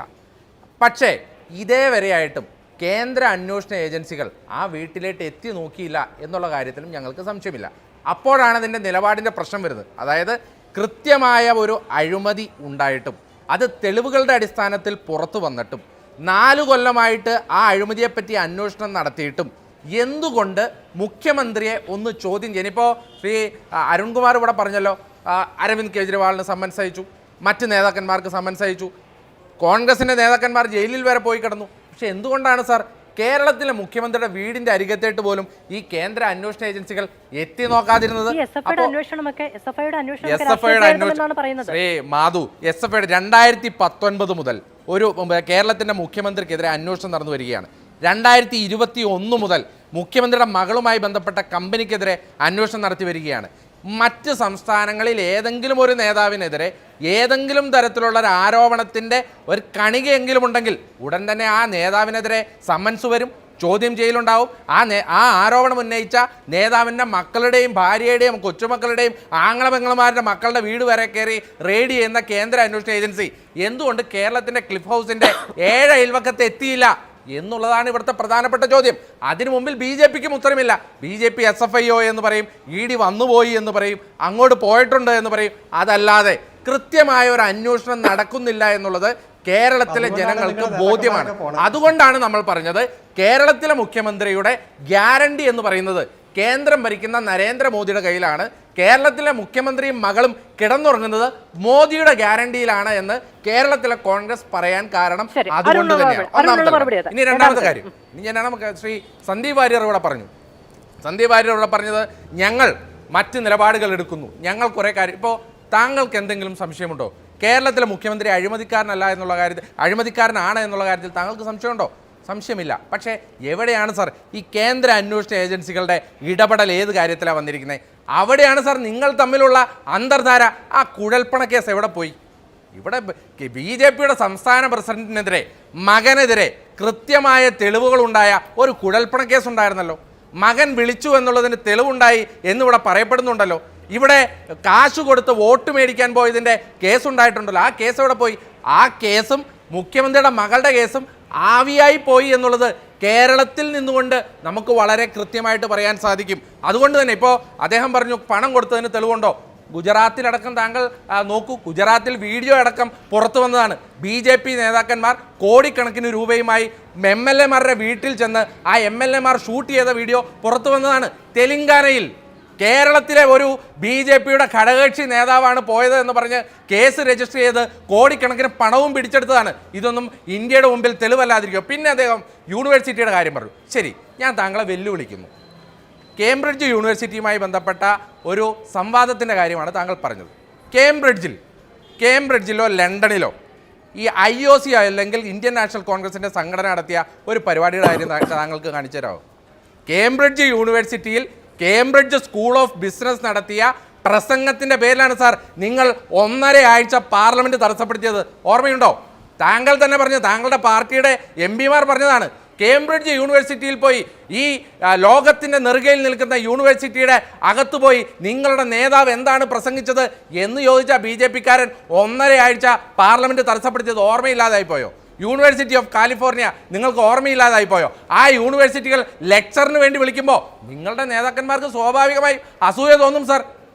ഈ ലോകത്തിലെ പ്രധാനപ്പെട്ട യൂണിവേഴ്സിറ്റികളിലൊന്നും നിങ്ങളുടെ നേതാക്കന്മാർ വിളിക്കാതിരിക്കുമ്പോൾ നിങ്ങൾക്ക് അസൂയ ഉണ്ടാവും. പിന്നെ ഓവർസീസ് കോൺഗ്രസ്സുകാർ വിളിക്കുന്ന പരിപാടിയിൽ അദ്ദേഹം പങ്കെടുത്തിട്ടുണ്ടാവുമെന്നേ. അദ്ദേഹം, ഞാൻ മനസ്സിലാക്കുന്നത്, കഴിഞ്ഞ 5 കൊല്ലത്തിനുള്ളിൽ ഏതാണ്ട് 25ഓളം പ്രധാനപ്പെട്ട യൂണിവേഴ്സിറ്റികൾ നേരിട്ട് നടത്തുന്ന പരിപാടികളിൽ പങ്കെടുത്തിട്ടുണ്ട്, അതിലൊക്കെ പ്രസംഗിച്ചിട്ടുണ്ട്. ആ പ്രസംഗം കഴിഞ്ഞു വരുന്ന മുറയ്ക്ക് നിങ്ങളുടെ MP-മാർ ഇവിടെ പ്രശ്നങ്ങളും ഉണ്ടാക്കിയിട്ടുണ്ട്. അപ്പോൾ ഇതൊക്കെ ഇന്ത്യയിലെ രാഷ്ട്രീയ ചിത്രങ്ങളാണ്. ആ രാഷ്ട്രീയ ചിത്രങ്ങൾ നിൽക്കുമ്പോൾ നിങ്ങൾ എന്തൊക്കെ ശ്രമിച്ചാലും. പിന്നെ ഒറ്റ കാര്യം, ശ്രീ അരുൺകുമാർ ഇവിടെ ഈ കോൺഗ്രസ് നേതാക്കന്മാർ പോകുന്നതിനെ കുറിച്ച് പറഞ്ഞു. ശ്രീ അരുൺകുമാർ, താങ്കൾ ഈ വെസ്റ്റ് ബംഗാളിലെയും ത്രിപുരയിലെയും വോട്ട് പെർസെൻ്റ് ഒന്ന് എടുത്തു നോക്കണം. ഈ ത്രിപുരയിലെ നേതാക്കന്മാർക്ക് കാട്ടിൽ പോയി ഒളിച്ചിട്ട് നേരെ BJPയുടെ ഓഫീസിലാണ് ചെന്നത്. അവിടുത്തെ CPM-ന്റെ അല്ല, ഞാൻ പറയട്ടെ, ഞങ്ങളുടെ നേതാക്കന്മാർ പോയില്ല എന്നാണോ ഞാൻ പറയുന്നത്? ഇവിടെ വിമർശിക്കുമ്പോൾ ശ്രീ അരുൺകുമാറാണത് വിമർശിച്ചത്, താങ്കൾ ശ്രദ്ധിച്ചോ എന്ന് എനിക്കറിയില്ല. അതുകൊണ്ടാണ് ഞാൻ പറഞ്ഞത് 4 സംസ്ഥാനങ്ങളിലായിരുന്നു ഉണ്ടായിരുന്നത്, വെസ്റ്റ് ബംഗാൾ, ത്രിപുര, അതുപോലെ തന്നെ തമിഴ്നാട്ടിലെ 2 MP-മാർ കേരളത്തിൽ നിലനിൽക്കുന്നു. ബാക്കി 2 സംസ്ഥാനങ്ങളിലെ കഴിഞ്ഞ 4 തെരഞ്ഞെടുപ്പിലെ വോട്ട് പെർസെൻറ്റേജ് നോക്കണം. എന്താണെന്നറിയോ? അവിടുത്തെ നേതാക്കന്മാരൊക്കെ ഈ ഇന്ത്യയുടെ ചരിത്രത്തിൽ ഒരു MLA രാജിവെക്കാതെ ആ MLA ആയി നിന്നുകൊണ്ട് തന്നെ അപ്പുറ പാർട്ടിയിലേക്ക് പോയത് നിങ്ങളുടെ ഗഗൻ മർമുവാണ്. അത് വെസ്റ്റ് ബംഗാളിലാണ്. അതുപോലെ തന്നെ ത്രിപുരയിലെ ഓഫീസുകളാണ് ഇതുവരെ ഒരു കോൺഗ്രസ് ഓഫീസും BJP ഓഫീസായിട്ടുള്ള. പക്ഷേ ത്രിപുരയിലെയും ബംഗാളിലെയും ആയിരക്കണക്കിന് ഓഫീസുകൾ BJP ഓഫീസുകളായി മാറിയത് നമ്മൾ കണ്ടതാണ്. അതുകൊണ്ട് അരുൺ ഒരു ഘട്ടത്തിൽ പറയാൻ കഴിയുന്ന മറുപടിയേക്കാൾ അധികം ചോദ്യം അങ്ങ് ചോദിച്ചു കഴിഞ്ഞു. അരുൺ, അതായത് ഈ നിങ്ങൾക്ക് രാഷ്ട്രീയമായി നിലനിൽക്കാൻ കഴിയുന്ന സാഹചര്യം പോലും നരേന്ദ്രമോദി മുന്നോട്ട് വെക്കുന്നതാണ് എന്നുള്ളതാണ്. 2019 മുതൽ തുടർ ആരോപണങ്ങൾ ഉണ്ടായിട്ട് ഇന്ത്യൻ രാഷ്ട്രീയത്തിൽ ഒരു പ്രതിപക്ഷ നേതാവിനും പ്രതിപക്ഷ പാർട്ടിക്കും കിട്ടാത്ത പരിരക്ഷയും പരിലാളനയുമാണ് നരേന്ദ്രമോദിയുടെ കേന്ദ്ര സർക്കാർ നിങ്ങൾക്ക് നൽകുന്നത്. അല്ലെങ്കിൽ ED ക്ലിഫ് ഹൗസിലടക്കം കയറി ഇറങ്ങിയേനെ എന്നുള്ളതാണ് അബിൻ മുന്നോട്ട് വെക്കുന്ന ആരോപണം. അങ്ങ് കൈയുയർത്തുന്നുണ്ടായിരുന്നു, അതിന് മറുപടിയുമായി പറയൂ. യെസ്, ഈ ആരോപണം ഒരു കൊച്ചുകുട്ടി പോലും വിശ്വസിക്കില്ല. കാരണം ഈ വിജയദശമി നാളിൽ നാഗപ്പൂര് വെച്ചിട്ട് നമ്മുടെ മോഹൻ ഭഗവത് ഒരു പ്രസംഗം നടത്തി. ആ മോഹൻ ഭഗവത് ഏറ്റവും അവസാനം വിജയദശമി നാളിൽ നടത്തിയ പ്രസംഗത്തിൽ പറഞ്ഞത് ഈ ഇന്ത്യയിലെ ബാലൻസ് ഉള്ള കമ്മ്യൂണിസ്റ്റുകാരെയും കൂടി ഇല്ലാതാക്കിയാൽ മാത്രമേ RSS വിഭാവനം ചെയ്യുന്ന ഒരു രാജ്യം സൃഷ്ടിക്കാൻ കഴിയുമെന്ന. അധികം നാളായില്ല ആ പ്രസംഗം നടത്തിയിട്ട്. ആഭ്യന്തര ശത്രുക്കളെ അവർ പ്രഖ്യാപിച്ചിട്ടുണ്ടല്ലോ. ഒന്നാമത്തെ ആഭ്യന്തര ശത്രു ഇസ്ലാം, രണ്ടാമത്തെ ക്രിസ്ത്യൻ, മൂന്നാമത്തെ കമ്മ്യൂണിസ്റ്റുകാർ. അതുപോലെ പിണറായി വിജയന്റെ തലയ്ക്ക് കോടികൾ ഇനാം പ്രഖ്യാപിച്ചു. RSS തന്നെയാണ് പ്രഖ്യാപിച്ചത്. ഏതെങ്കിലും കോൺഗ്രസ്സുകാരന്റെ തലയ്ക്ക് ഒരു കട്ടൻ ചായയുടെ വിലയെങ്കിലും ഏതെങ്കിലും RSSകാരോ BJPക്കാരോ പ്രഖ്യാപിച്ചിട്ടുണ്ടോ? ഇവിടെ RSS CPM പരസ്യമായി വേട്ടയാടുന്നത് കേരളത്തിലും ത്രിപുരയിലും ബംഗാളിലും എല്ലാം നമ്മൾ കണ്ടുകൊണ്ടിരിക്കുക. അതുകൊണ്ട് ഏതെങ്കിലും ഒരു തെളിവിന്റെ കണിക ഏതെങ്കിലും ഒരു CPM നേതാവിനെതിരെ ഉണ്ടെങ്കിൽ ഈ BJPയും RSSും കൈയും കെട്ടി നോക്കി നിൽക്കുമെന്ന് പറഞ്ഞാൽ ആരെങ്കിലും അത് വിശ്വസിക്കുമോ? ഭക്ഷണം കഴിക്കുന്ന ആരെങ്കിലും വിശ്വസിക്കുമോ? കാരണം എത്രയോ സാഹചര്യങ്ങൾ ഇവിടെ ഉണ്ടായി. സ്വർണ്ണക്കള്ളക്കടത്ത്, ബിരിയാണി ചെമ്പ്, ഖുറാന്റെ ഉള്ളിൽ കേന്ദ്ര investigation agency, NIA, CBI, customs ഇവരെല്ലാം 2019-20 മുതൽ അന്വേഷണം ആരംഭിച്ചില്ലേ? എന്തിയെ അവർ അന്വേഷണം നടത്തി കുറ്റപത്രം കൊണ്ടേ കൊടുത്തല്ലോ ജില്ലാ കോടതിയിൽ. എന്നിട്ട് ഏതെങ്കിലും കുറ്റപത്രത്തിൽ മുന്നോട്ട് പോകാൻ കഴിഞ്ഞോ? ഒരു തെളിവും ഈ ഗവൺമെന്റിനെതിരെയോ മുഖ്യമന്ത്രിക്കെതിരെയോ മന്ത്രിമാർക്കെതിരെയോ കണ്ടെത്താൻ കഴിഞ്ഞിട്ടില്ല. അതുകൊണ്ട് ഇൻവെസ്റ്റിഗേഷൻ ആരംഭിച്ചു എന്നത് ഗുരുതരമായിട്ടുള്ള തെറ്റായിട്ട് നിങ്ങൾ കാണണ്ട. അന്വേഷണം നടത്തിക്കോട്ടെ, തെളിവുകൾ ശേഖരിച്ചോട്ടെ. പക്ഷേ പ്രതിക്കെതിരെ അല്ലെങ്കിൽ എതിർകക്ഷിക്കെതിരെ നീങ്ങാൻ എന്തെങ്കിലും വസ്തുതാപരമായി കണ്ടെത്തിയോ എന്നതാണ് ഏറ്റവും ഗൗരവമായിട്ടുള്ള പ്രശ്നം. അബിൻ വർക്കിയോട് ഞാനൊന്ന് ചോദിക്കട്ടെ. പരമോന്നത സുപ്രീം കോടതി ചോദിച്ചു, ലാവ്ലിൻ കേസിന്റെ ഫയൽ എടുത്തു വെച്ചിട്ടാ ചോദിച്ചേ, തെളിവിന്റെ ഒരു കണികയെങ്കിലും ഈ കേസുമായി ബന്ധപ്പെട്ടുകൊണ്ട് നിങ്ങൾക്ക് ചൂണ്ടിക്കാണിക്കാൻ കഴിയുമെങ്കിൽ വാദം കേൾക്കാം, അല്ലെങ്കിൽ മാറ്റിവെക്കുമെന്ന് പറഞ്ഞു. 39 തവണ ആ കേസ് മാറ്റിവെച്ചത് CBI ആണ്. പിണറായിയുടെ അഭിഭാഷകന് ഒരു തവണ പോലും അഡ്ജസ്റ്റ്മെന്റ് ചോദിച്ചില്ല. 39 തവണ CBI മാറ്റിക്കൊണ്ടുപോയി. തെളിവിന്റെ ഒരു കണിക പോലും ഇല്ല എന്ന് ബോധ്യപ്പെട്ടു. അത് തന്നെയാണ് ഇങ്ങോട്ട് എടുത്തു നോക്കിയാൽ ഓരോ സാഹചര്യവും നുണപ്രചരണവുമായി ബന്ധപ്പെട്ടുകൊണ്ട് പ്രത്യേകിച്ച് CPM തകർക്കാൻ, CPM നേതാക്കന്മാർക്കെതിരെ ഭയപ്പെടുത്തി കീഴ്പ്പെടുത്താൻ, കുടുംബാംഗങ്ങളെ ആക്രമിക്കാൻ വീണ്ടും വീണ്ടും ശ്രമം നടത്തി മുന്നോട്ട് പോകുമ്പോൾ തെളിവിന്റെ ഒരു കണികയും കണ്ടെത്താൻ കഴിയാത്തതിന് നിങ്ങൾ ഇത്ര ബഹളി പിടിച്ചിട്ട് ഒരു കാര്യമില്ല. നിങ്ങൾ ഇപ്പോഴും ഞങ്ങളെ ആക്രമിക്കാൻ വരുന്നു. നിങ്ങൾ ആക്രമിച്ചോ? ബംഗാളിലും ത്രിപുരയിലും CPM ഭാഗമായി ഇരുന്നവർ തെരഞ്ഞെടുപ്പിൽ തോറ്റുപോയിട്ടുണ്ട്. പാർട്ടി ഓഫീസ് തൃണമൂല് പിടിച്ചുകൊണ്ട് പോയിട്ടുണ്ട്. RSS പിടിച്ചുപോയിട്ടുണ്ട്. ആയിരക്കണക്കിന് ഞങ്ങളുടെ സഖാക്കളെ കൊന്നിട്ടുണ്ട്. അതും നിങ്ങളുടെ നേതാക്കന്മാർ തലയിൽ തുണിയിട്ട് RSSന്റെ പണം വാങ്ങിച്ച് മുങ്ങുന്നതും രണ്ടും രണ്ടാണ്.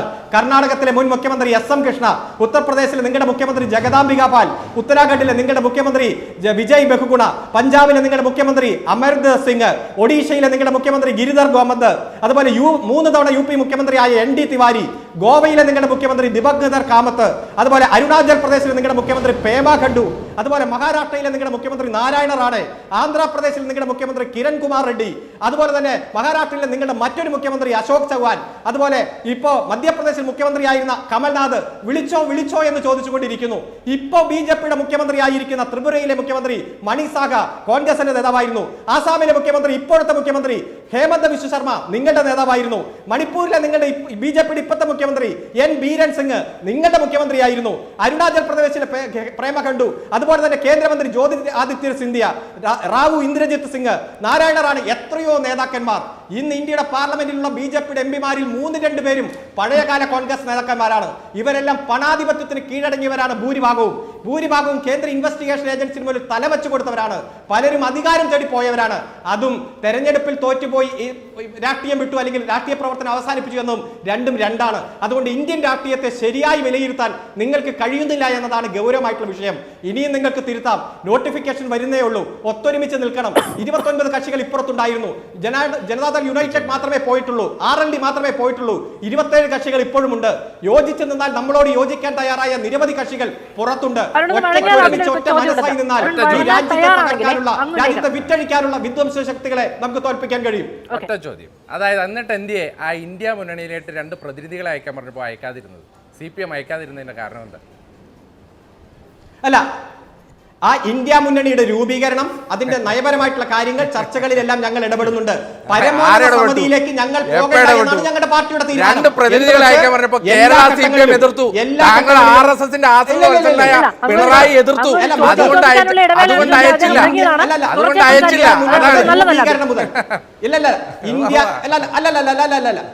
മിസ്റ്റർ അബിൻ, ഇന്ത്യ മുന്നണിയുടെ രൂപീകരണത്തിൽ ആദ്യഘട്ടം മുതൽ നേതൃത്വം കൊടുത്തത് ഇവിടെ CPM-ന്റെ അഖിലേന്ത്യാ ജനറൽ സെക്രട്ടറി മുന്നണിയെ നിലനിർത്താൻ പ്രതിനിധിയെ വിടണ്ട എന്നത് ഞങ്ങളുടെ സംഘടനാപരമായിട്ടുള്ള തീരുമാനം. അതെന്തുകൊണ്ടാണ് പിന്നെ എന്ത് പ്രതിപക്ഷ ഐക്യത്തെ കുറിച്ചാണ് താങ്കൾ ഇത്ര നേരം ഘോരം പ്രസംഗിച്ചേ? പിന്നെ എന്ത് പ്രതിപക്ഷ ഐക്യം? ഇന്ത്യ മുന്നണി എന്ന 29 കക്ഷികളുടെ പ്രതിപക്ഷ ഐക്യത്തിലായിട്ട് പ്രതിനിധി അയക്കാതെ പിന്നെ എന്ത് പ്രതിപക്ഷ ഐക്യം? ഇന്ന് പോയ എന്ത് ഗീർവാണമാണ് ഈ വിട്ടുകൊണ്ടിരിക്കുന്നത്? ഇന്നലെ നിങ്ങളുടെ കൂടെ നിന്നത് നിങ്ങളുടെ നേതാക്കന്മാർ ഇന്നലെ കൊഴിഞ്ഞു പോണു, ഇന്ന് കൊഴിഞ്ഞു പോണു, നാളെ കൊഴിഞ്ഞു പോണു. നിങ്ങളും നിങ്ങളുടെ പോക്കറ്റിൽ 1150 ചോദിച്ച ചോദ്യത്തിന് ഉത്തരമില്ല എന്നുണ്ടെങ്കിൽ ഇങ്ങനെ കിടന്ന് ഉരുളണ്ട. അതുകൊണ്ട് നിങ്ങൾ ആദ്യം നിങ്ങളുടെ കൂടെയുള്ളവരെ പിടിച്ചു നിർത്തുക. ഒറ്റക്കാരി പറഞ്ഞ് അവസാനിപ്പിക്കട്ടെ. ഇപ്പൊ നിങ്ങളിപ്പോ ഒരു മണ്ഡലത്തിൽ ജയിച്ചു നിൽക്കുക എന്നൊക്കെ പറഞ്ഞല്ലോ. എന്തിയെ ലീഗ് നിങ്ങളുടെ 2 MP-മാരെ പരസ്പരം മാറ്റിയേ? എന്താണ് 2 പൊന്നാനിയും മലപ്പുറവും MP-മാരെ മാറ്റാൻ കാരണം? സ്ഥാനാർത്ഥികളെ സ്വന്തം MP-ക്ക് ആ മണ്ഡലത്തിലേക്ക് തിരിച്ചു ചെല്ലാൻ പറ്റില്ല. അത് തന്നെയാണ് പല കോൺഗ്രസ് MP-മാരുടെ സ്ഥിതി. 5 കൊല്ലമായി കാണാനില്ല എന്ന് പറഞ്ഞ്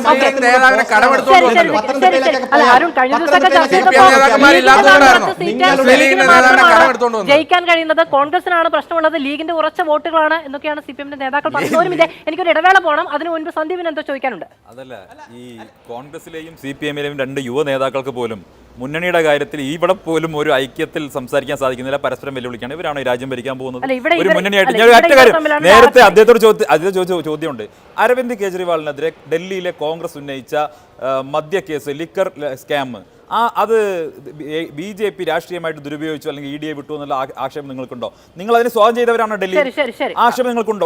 പറയണം, തുറന്നു പറയണം. പിന്നെ ഒറ്റ കാര്യം പറയാം. അഭിന് വാസ്തവത്തിൽ പ്രശ്നം പിണറായി വിജയന്റെ വീട്ടിലേക്ക് പോലീസ് ചെല്ലാത്തതല്ല. പിണറായി അതേ കേസിൽ കരിമണൽ കർത്തയുടെ നിന്ന് പണം വാങ്ങിയ രമേശ് ചെന്നിത്തലയെ ചോദ്യം ചെയ്യാത്താണ് അദ്ദേഹത്തിന്റെ വ്യാപാരി വ്യവസായി നിങ്ങളുടെ വ്യാപാരി വ്യവസായി സംഘിന്റെ പ്രസിഡന്റായ കരിമണൽ കർത്തയുടെ അനിയൻ, ആ അനിയനും നിങ്ങളുടെ നേതാക്കന്മാരും നിന്ന് പിണറായി വിജയനെ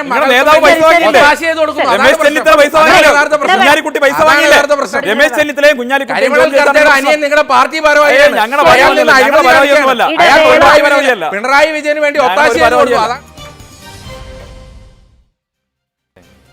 ശ്രീ സന്ദീപ് വാര്യർ, നിങ്ങൾക്ക് ഈ അതായത് രാജ്യസഭാ സീറ്റുമായി ബന്ധപ്പെട്ട് ഒന്നും യാതൊരു തരത്തിലുള്ള ഇടപെടലും നിങ്ങൾ നടത്തിയിട്ടില്ല എന്ന് പറഞ്ഞു. നിങ്ങൾ പല സംസ്ഥാനങ്ങളിൽ നിങ്ങൾക്ക് ജയിപ്പിക്കാൻ കഴിയുന്നതിനേക്കാൾ കൂടുതൽ സ്ഥാനാർത്ഥികളെ രാജ്യസഭാ തെരഞ്ഞെടുപ്പുമായി ബന്ധപ്പെട്ട് നിർത്തുന്നുണ്ട്. ഈ അട്ടിമറി നീക്കം നിങ്ങൾ ആസൂത്രണം ചെയ്തിട്ടില്ലെങ്കിൽ എന്തിനാണ് നിങ്ങൾ അവരെയൊക്കെ നിർത്തുന്നത്? ഈ രാജ്യസഭാ തെരഞ്ഞെടുപ്പുമായിട്ട് ബന്ധപ്പെട്ടൊക്കെ ഇതിനു മുമ്പ് കേരളത്തിൽ ഇതുപോലെ പ്രശ്നം ഉണ്ടായിട്ടില്ല. ഇപ്പൊ K കരുണാകരൻ കോൺഗ്രസിനകത്ത് ഇന്ത്യൻ രാഷ്ട്രീയത്തിൽ പുതുമയുള്ളൊരു കാര്യമല്ല എന്നാണ് ഞാൻ പറയുന്നത്. ഇന്ത്യൻ രാഷ്ട്രീയത്തിൽ ഇത്തരത്തിൽ പാർട്ടികൾക്കുള്ളിൽ പ്രശ്നം ഉണ്ടാകുന്നതും MLA-മാർ രാജ്യസഭാ തെരഞ്ഞെടുപ്പ് മുതലെടുക്കാനുള്ള ആസൂത്രണം നേരത്തെ കൂട്ടി നിങ്ങൾ നടത്തുന്നുണ്ട്. ഇല്ല, നേരത്തെ നടത്തേണ്ട കാര്യമൊന്നുമില്ല. ഇവരുടെ കോൺഗ്രസിനകത്ത് നടക്കുന്ന കാര്യങ്ങൾ ഇന്ന് അങ്ങാടിപ്പാട്ടാണ്. കോൺഗ്രസിന്റെ പ്രധാനപ്പെട്ട നേതാക്കന്മാരൊക്കെ പാർട്ടി വിട്ട് കഴിഞ്ഞു. ഞാൻ സൂചിപ്പിച്ചല്ലോ, പ്രധാനപ്പെട്ട സ്റ്റാൾവാർഡ്സ് ആയിട്ടുള്ള ആളുകൾ എല്ലാവരും കോൺഗ്രസ് വിട്ട് പുറത്തു പോരുകയാണ്. അതിന്റെ ആ ഒരു യഥാർത്ഥ പ്രശ്നം എന്ന് പറയുന്നത് അതിന്റെ നേതൃത്വത്തിലാണ് പ്രശ്നം. അത് അവർ അംഗീകരിക്കുന്നില്ല. ശരി, ഇനി ഞാൻ നേരത്തെ 2 തവണ അങ്ങോട്ട് ചോദിച്ചാൽ ചോദ്യം പറയണം. നിങ്ങൾക്ക് പ്രതീക്ഷയുള്ള 2 അക്കം തേക്കുന്ന ഇപ്പോൾ 4 സീറ്റ് നിങ്ങൾ പറയാമോ? നോക്കൂ, ഞങ്ങൾ 20 സീറ്റിൽ മത്സരിക്കുന്ന മുന്നണിയാണ്. 20 സീറ്റിൽ മത്സരിക്കുന്ന മുന്നണിയിൽ ഞങ്ങൾ 4 സീറ്റോ 5 സീറ്റിൻ്റെയോ പേരെടുത്ത് പറയുന്നത് ബാക്കിയുള്ള സീറ്റുകൾ പ്രവർത്തിക്കുന്ന പ്രവർത്തകരെ ആത്മവിശ്വാസത്തെ തകർക്കുന്നതല്ലേ? അത്തരത്തിൽ അങ്ങനെ പറയുന്നത് ജനാധിപത്യം തെരഞ്ഞെടുപ്പല്ലേ? ഒരു തെരഞ്ഞെടുപ്പ്. ഞാൻ ഒരു കാര്യം പറയാം, ഇന്ത്യൻ രാഷ്ട്രീയത്തിൽ ജനാധിപത്യത്തിൽ പാൽ സൊസൈറ്റി മുതൽ പാർലമെന്റ് വരെയുള്ള തെരഞ്ഞെടുപ്പിൽ പ്രവർത്തിച്ച് തെരഞ്ഞെടുപ്പിൽ വോട്ട് ചോദിച്ച് ജനങ്ങൾ അഭിമുഖീകരിക്കുന്ന പാർട്ടിയാണ്. തോൽവിയോ ജയമല്ല. ഞാൻ ഒറ്റ കാര്യം, അരുണ്ട പാർട്ടി ഡൽഹിയിലുണ്ടല്ലോ, ആ ഗോൾ മാർക്കറ്റിൽ നടക്കുന്ന ഡൽഹി കോർപ്പറേഷൻ ഇലക്ഷനിൽ പോലും ഗോൾ മാർക്കറ്റിൽ അവരുടെ പാർട്ടി ഓഫീസ് നിൽക്കുന്ന സ്ഥലത്ത് പോലും സ്ഥാനാർത്ഥി ഉണ്ടാവാറില്ല. എനിക്ക് സംശയമാണ്, ഈ അരുണ്ട പാർട്ടിക്കാർ ഡൽഹിയിൽ ആർക്കാ വോട്ട് ചെയ്യുന്നത്? AK സെൻട്രൽ വോട്ടുണ്ടല്ലോ, AK ജിമാനിൽ ഇരിക്കുന്ന അവരുടെ നേതാക്കന്മാർ ആർക്കാ വോട്ട് ചെയ്യുന്നത്? അവർക്കവിടെ സ്ഥാനാർത്ഥിയില്ല. ഇനി ഒരു കാര്യം, അബിൻ പറഞ്ഞ കാര്യങ്ങളോട് മറുപടി പറയട്ടെ. അബിൻ ഇപ്പോൾ നേരത്തെ നിങ്ങളൊരു കാര്യം ചെയ്യണം, മാതൃഭൂമി ഒരു കാര്യം ചെയ്യേണ്ടത്, ഇന്ത്യ മുന്നണിയിലെ ഇതുപോലെ കോൺഗ്രസിൻ്റെയും CPM-ൻ്റെയും പ്രതിനിധികൾ ചർച്ചയ്ക്ക് വരുന്ന സമയത്ത് പോലീസിൻ്റെ ഒരു ടീമിനെ പുറത്ത് നിർത്തണം. ഇവർ തമ്മിലുള്ള സംഘർഷം പരിഹരിക്കാൻ ഞങ്ങൾക്ക് കഴിയില്ല. ഇതുപോലെ ഇവർ തമ്മിൽ തന്നെയാണെങ്കിൽ ഈ മുന്നണിക്ക് എന്താ പ്രസക്തിയുള്ളത്?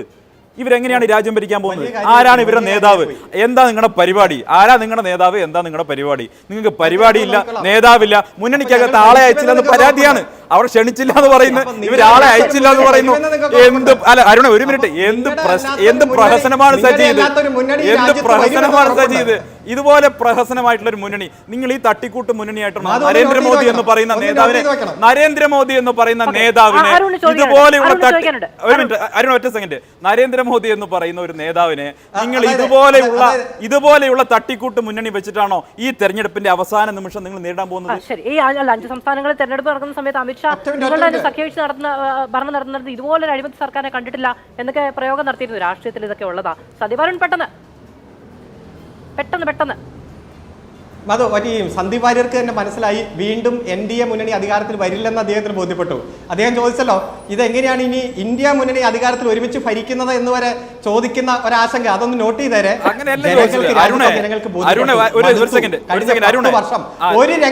ഒരു രംഗത്തും വാക്ക് പാലിച്ചില്ല. അവസാനിപ്പിക്കട്ടെ. യുവജനങ്ങൾക്ക് കൊടുത്ത വാക്ക് 2 കോടി പുതിയ തൊഴിലവസരം കൊടുക്കുന്ന പറഞ്ഞു. തൊഴിലാളികൾ നടത്തുന്ന സമരം. അരുൺ ഒരു കാര്യം ചെയ്യും, അതല്ല നിങ്ങളെ മാനിഫെസ്റ്റോയിലോ ഞങ്ങൾ ഉൾപ്പെടുത്ത്, അത് ഞങ്ങൾക്ക് അതിലുള്ള കുറ്റപത്രം ഉൾപ്പെടുത്തി നിങ്ങൾ പൊതുരംഗത്ത് പ്രസംഗിക്ക്. ഇവിടെ ഞാൻ നിങ്ങൾക്ക് വഴങ്ങി തന്നാണല്ലോ, നിങ്ങൾ ഉന്നയിച്ച ആരോട് വഴങ്ങി തന്നാണല്ലോ. ഒറ്റ കാര്യം പറയാം, ഞാൻ പറഞ്ഞത് നിങ്ങൾക്ക് ഒരു മാധ്യമ ചർച്ചയിൽ പോലും കേരളത്തിൽ ഒരു സമവായത്തിൽ BJPക്കെതിരെ ഒരു കാര്യം പറയാൻ പറ്റുന്നില്ല. ഏറ്റവും പ്രധാനപ്പെട്ട നിങ്ങളുടെ അലിഗേഷൻ എന്താ? കേന്ദ്ര ഏജൻസികളെ ദുരുപയോഗിക്കുന്നു. ഞാൻ അബിൻ വർക്കിയോട് ചോദിച്ചു, അല്ല ഒരു മിനിറ്റ്, ഞാൻ അബിൻ വർക്കിയോട് ചോദിച്ചു, അരവിന്ദ് കെജ്രിവാളിനെതിരെ വന്ന അന്വേഷണം അതിനെ സംബന്ധിച്ച് കോൺഗ്രസിന്റെ നിലപാടെന്താ? കേരളത്തിലെ കോൺഗ്രസിന്റെ നിലപാട് വേറെ പറയരുത്. പിണറായി വിജയന്റെ വിഷയത്തിൽ രമേശ് ചെന്നിത്തലയും കുഞ്ഞാലിക്കുട്ടിയും കൂടി അകത്ത് പോകണമെന്നാണ് അദ്ദേഹത്തിന്റെ ആഗ്രഹം. അതുകൊണ്ടാണ് അദ്ദേഹം ഇങ്ങനെ ഞങ്ങളോട് ചെയ്യാൻ പറയുന്നത്. അത്രേ ഉള്ളൂ. അബിൻ, ഈ ഇവിടെ കേരളത്തിൽ സിറ്റിംഗ് MPമാരെ നിർത്തിയില്ലെങ്കിൽ കൈവിട്ടു പോകുമെന്നൊരു ഒരു പേടി നിങ്ങൾക്കുണ്ടോ? അല്ല, അങ്ങനെയല്ല. ഇപ്പൊ സിറ്റിംഗ് MPമാരല്ല, യൂത്ത് കോൺഗ്രസ് നേതാക്കൾക്കൊക്കെ എല്ലാ വർഷവും പോയ 5 വർഷങ്ങളിലും പോയ തിരഞ്ഞെടുപ്പുകളിലൊക്കെ ഉണ്ടായിരുന്നു. അബിനും അല്ലെങ്കിൽ യൂത്ത് കോൺഗ്രസിന്റെ പുതിയ നേതാക്കൾക്കൊക്കെ കിട്ടുമോ അതോ നിൽക്കുന്നവർ തന്നെ നിൽക്കുമോ? അതായത് സ്ഥാനാർത്ഥി നിർണ്ണയം പൂർത്തീകരിച്ചിട്ടില്ല, ഒന്നാമത്തെ കാര്യം. 2 സിറ്റിംഗ് MPമാരൊക്കെ വളരെ നന്നായി തന്നെ പ്രവർത്തിച്ചവരാണ്. അപ്പോൾ അവരുടെ പ്രവർത്തനങ്ങളെ വിലയിരുത്തിക്കൊണ്ട് ആ മണ്ഡലങ്ങളിൽ ഞങ്ങൾ അവരെ തന്നെ മത്സരിപ്പിക്കും ഭൂരിഭാഗം മണ്ഡലങ്ങളിലും. ഇനി സിറ്റിംഗ് MPമാർക്ക് അവരെ ഞങ്ങൾക്ക് അടുത്ത ഘട്ടത്തിൽ സംഘടനാപരമായിട്ടോ നിയമസഭയിലോട്ടോ മത്സരിപ്പിക്കണമെന്നുണ്ടെങ്കിൽ അങ്ങനെയുള്ള ഘട്ടങ്ങളും ഉണ്ടാകും. അതൊക്കെ പാർട്ടി ഈ സാഹചര്യങ്ങൾ വിലയിരുത്തിക്കൊണ്ട് വളരെ കൃത്യമായി അത് വിലയിരുത്തി അത് തീരുമാനിക്കുമെന്നുള്ള കാര്യത്തിൽ സംശയമില്ല. പിന്നെ ഇവിടെ പ്രിയപ്പെട്ട ശ്രീ സന്ദീപ് വാര്യർ അടക്കമുള്ള കാര്യം പറഞ്ഞത്, ഇപ്പോൾ ഞങ്ങൾക്കെന്തോ കോൺഗ്രസ് നേതാക്കന്മാരെ UDF നേതാക്കന്മാരെയൊക്കെ ഇവിടെ അകത്താക്കാനുള്ള വ്യഗ്രതയാണെന്ന്. ഞാൻ പറഞ്ഞ ഒറ്റ കാര്യമുള്ളൂ, അദ്ദേഹം ആദ്യഘട്ടത്തിൽ ശ്രദ്ധിച്ചോ എന്നറിയില്ല. ഈ RSSന്റെ സംഘടനയാണ് വ്യാപാരി വ്യവസായി സംഘ്. BJPയുടെ നേതാവാണ്. ആരാണ്? അജിത് കുമാർ കർത്ത എന്നാണ് പേര്. ഈ കരിമണൽ കർത്തയുടെ അനിയനാണ്. ഈ അജിത് കുമാർ കർത്തയും പിണറായി വിജയനുമായിട്ടുള്ള അന്തർധാരയാണ് സത്യത്തിൽ ഈ കരിമണൽ കേസുമായി ബന്ധപ്പെട്ട് മുഖ്യമന്ത്രിയുടെ മകളുമായി ബന്ധപ്പെട്ടുള്ള കേസിൽ ഇപ്പോൾ നടക്കുന്ന ഇടനിലയും അതുപോലെ തന്നെ സെറ്റിൽമെൻറ്റും. ആ സെറ്റിൽമെൻറ്റ് പുറത്തു വരാതിരിക്കാൻ വേണ്ടിയാണ് BJP ഇവിടെ ഇത്രയധികം നാടകങ്ങൾ കളിക്കുന്നത് എന്നുള്ളതാണ് ഞങ്ങൾക്ക് പറയാനുള്ളത്. പിന്നെ ഇവിടുത്തെ ശ്രീ അരുൺകുമാർ ഇവിടെ കുറേയധികം കാര്യങ്ങൾ പറഞ്ഞു. ശ്രീ അരുൺകുമാർ, ഞാൻ പറഞ്ഞത് ഏതെങ്കിലും തിരഞ്ഞെടുപ്പിൽ തോൽക്കുന്നതിനെ സംബന്ധിച്ചല്ല, താങ്കൾ തെറ്റിദ്ധരിക്കേണ്ട. ഒരു തിരഞ്ഞെടുപ്പിൽ തോറ്റു എന്നതിനെ ചൊല്ലി ഒരു പാർട്ടി നേതാവിനും ഇന്റർനെറ്റിൽ പരസ്യം ചെയ്യേണ്ടി വന്നിട്ടില്ല. ആകെ ഇന്ത്യ മഹാരാജ്യത്തിൽ ഒരു പാർട്ടി നേതാവിനെ CPMന്റെ ബംഗാൾ ഘടകത്തിന് മാത്രമാണ് ലിങ്ക്ഡിനിൽ പരസ്യം ചെയ്യേണ്ടി വന്നു, പാർട്ടി കേഡർമാരെ അന്വേഷിച്ച്. കാരണം എന്താണെന്ന് അറിയോ? പാർട്ടി കേഡർമാരെല്ലാം BJPയിലേക്ക് പോയി. ത്രിപുരയിലെ പാർട്ടി കേഡർമാരെല്ലാം BJPയിലേക്ക് പോയി. അവിടുത്തെ വോട്ട് പെർസെന്റേജ് എടുക്കാൻ പറഞ്ഞത് നിങ്ങൾക്ക് കുറഞ്ഞ വോട്ട് പെർസെന്റേജ് BJPയിലേക്ക് പോയി എന്നുള്ളതാണ് ഞാൻ പറഞ്ഞത്. അന്വേഷിക്കുക കൂടെ നിന്ന് എത്ര MPമാര് പോയി പ്രിയപ്പെട്ട ശ്രീ അരുൺകുമാർ,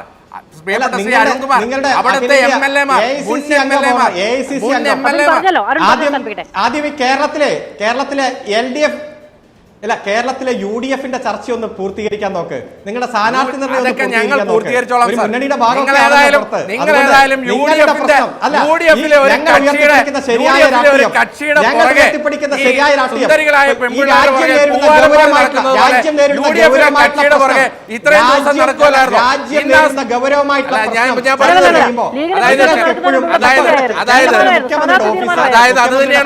ഇത് മാത്രമേ പറയാനുള്ളൂ. മാധു, ഈ ചില സുന്ദരിമാരായ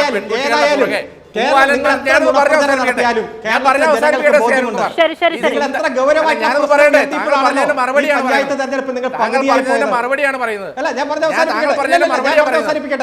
അല്ല ഇത്രയും വലിയ ഗൗരവമായ വിഷയം അല്ല ഞാൻ പറഞ്ഞോട്ടെ, ഇത്രയും ഗൗരവമായ വിഷയം കേരളത്തിൽ നിങ്ങൾ ഉയർത്തിക്കൊണ്ടുവന്നപ്പോഴല്ലേ ഈ പഞ്ചായത്ത് തെരഞ്ഞെടുപ്പ് നടന്നേ? 10ൽ നിന്ന് 5 പറഞ്ഞല്ലോ. ഞാൻ പറഞ്ഞത് ലീഗിനെ കുറിച്ച് ഇത്രയും ദിവസം നല്ല വാക്ക്, ലീഗ് ഏറ്റവും നല്ല കക്ഷി, ലീഗിന്റെ പാർട്ടി മതേതരത്വം, ലീഗിലെ നേതാക്കന്മാർ നല്ലത്. ഇന്ന് ലീഗിനെ കുറിച്ച് ഇല്ലാത്ത കുറ്റമില്ല. ഈ സുന്ദരിമാരായ പെൺപിള്ളേരുടെ പുറകെ ചില പൂവാലന്മാർ നടക്കും. ഇഷ്ടമല്ല എന്ന് പറഞ്ഞാൽ അന്ന് തുടങ്ങും കുറ്റം.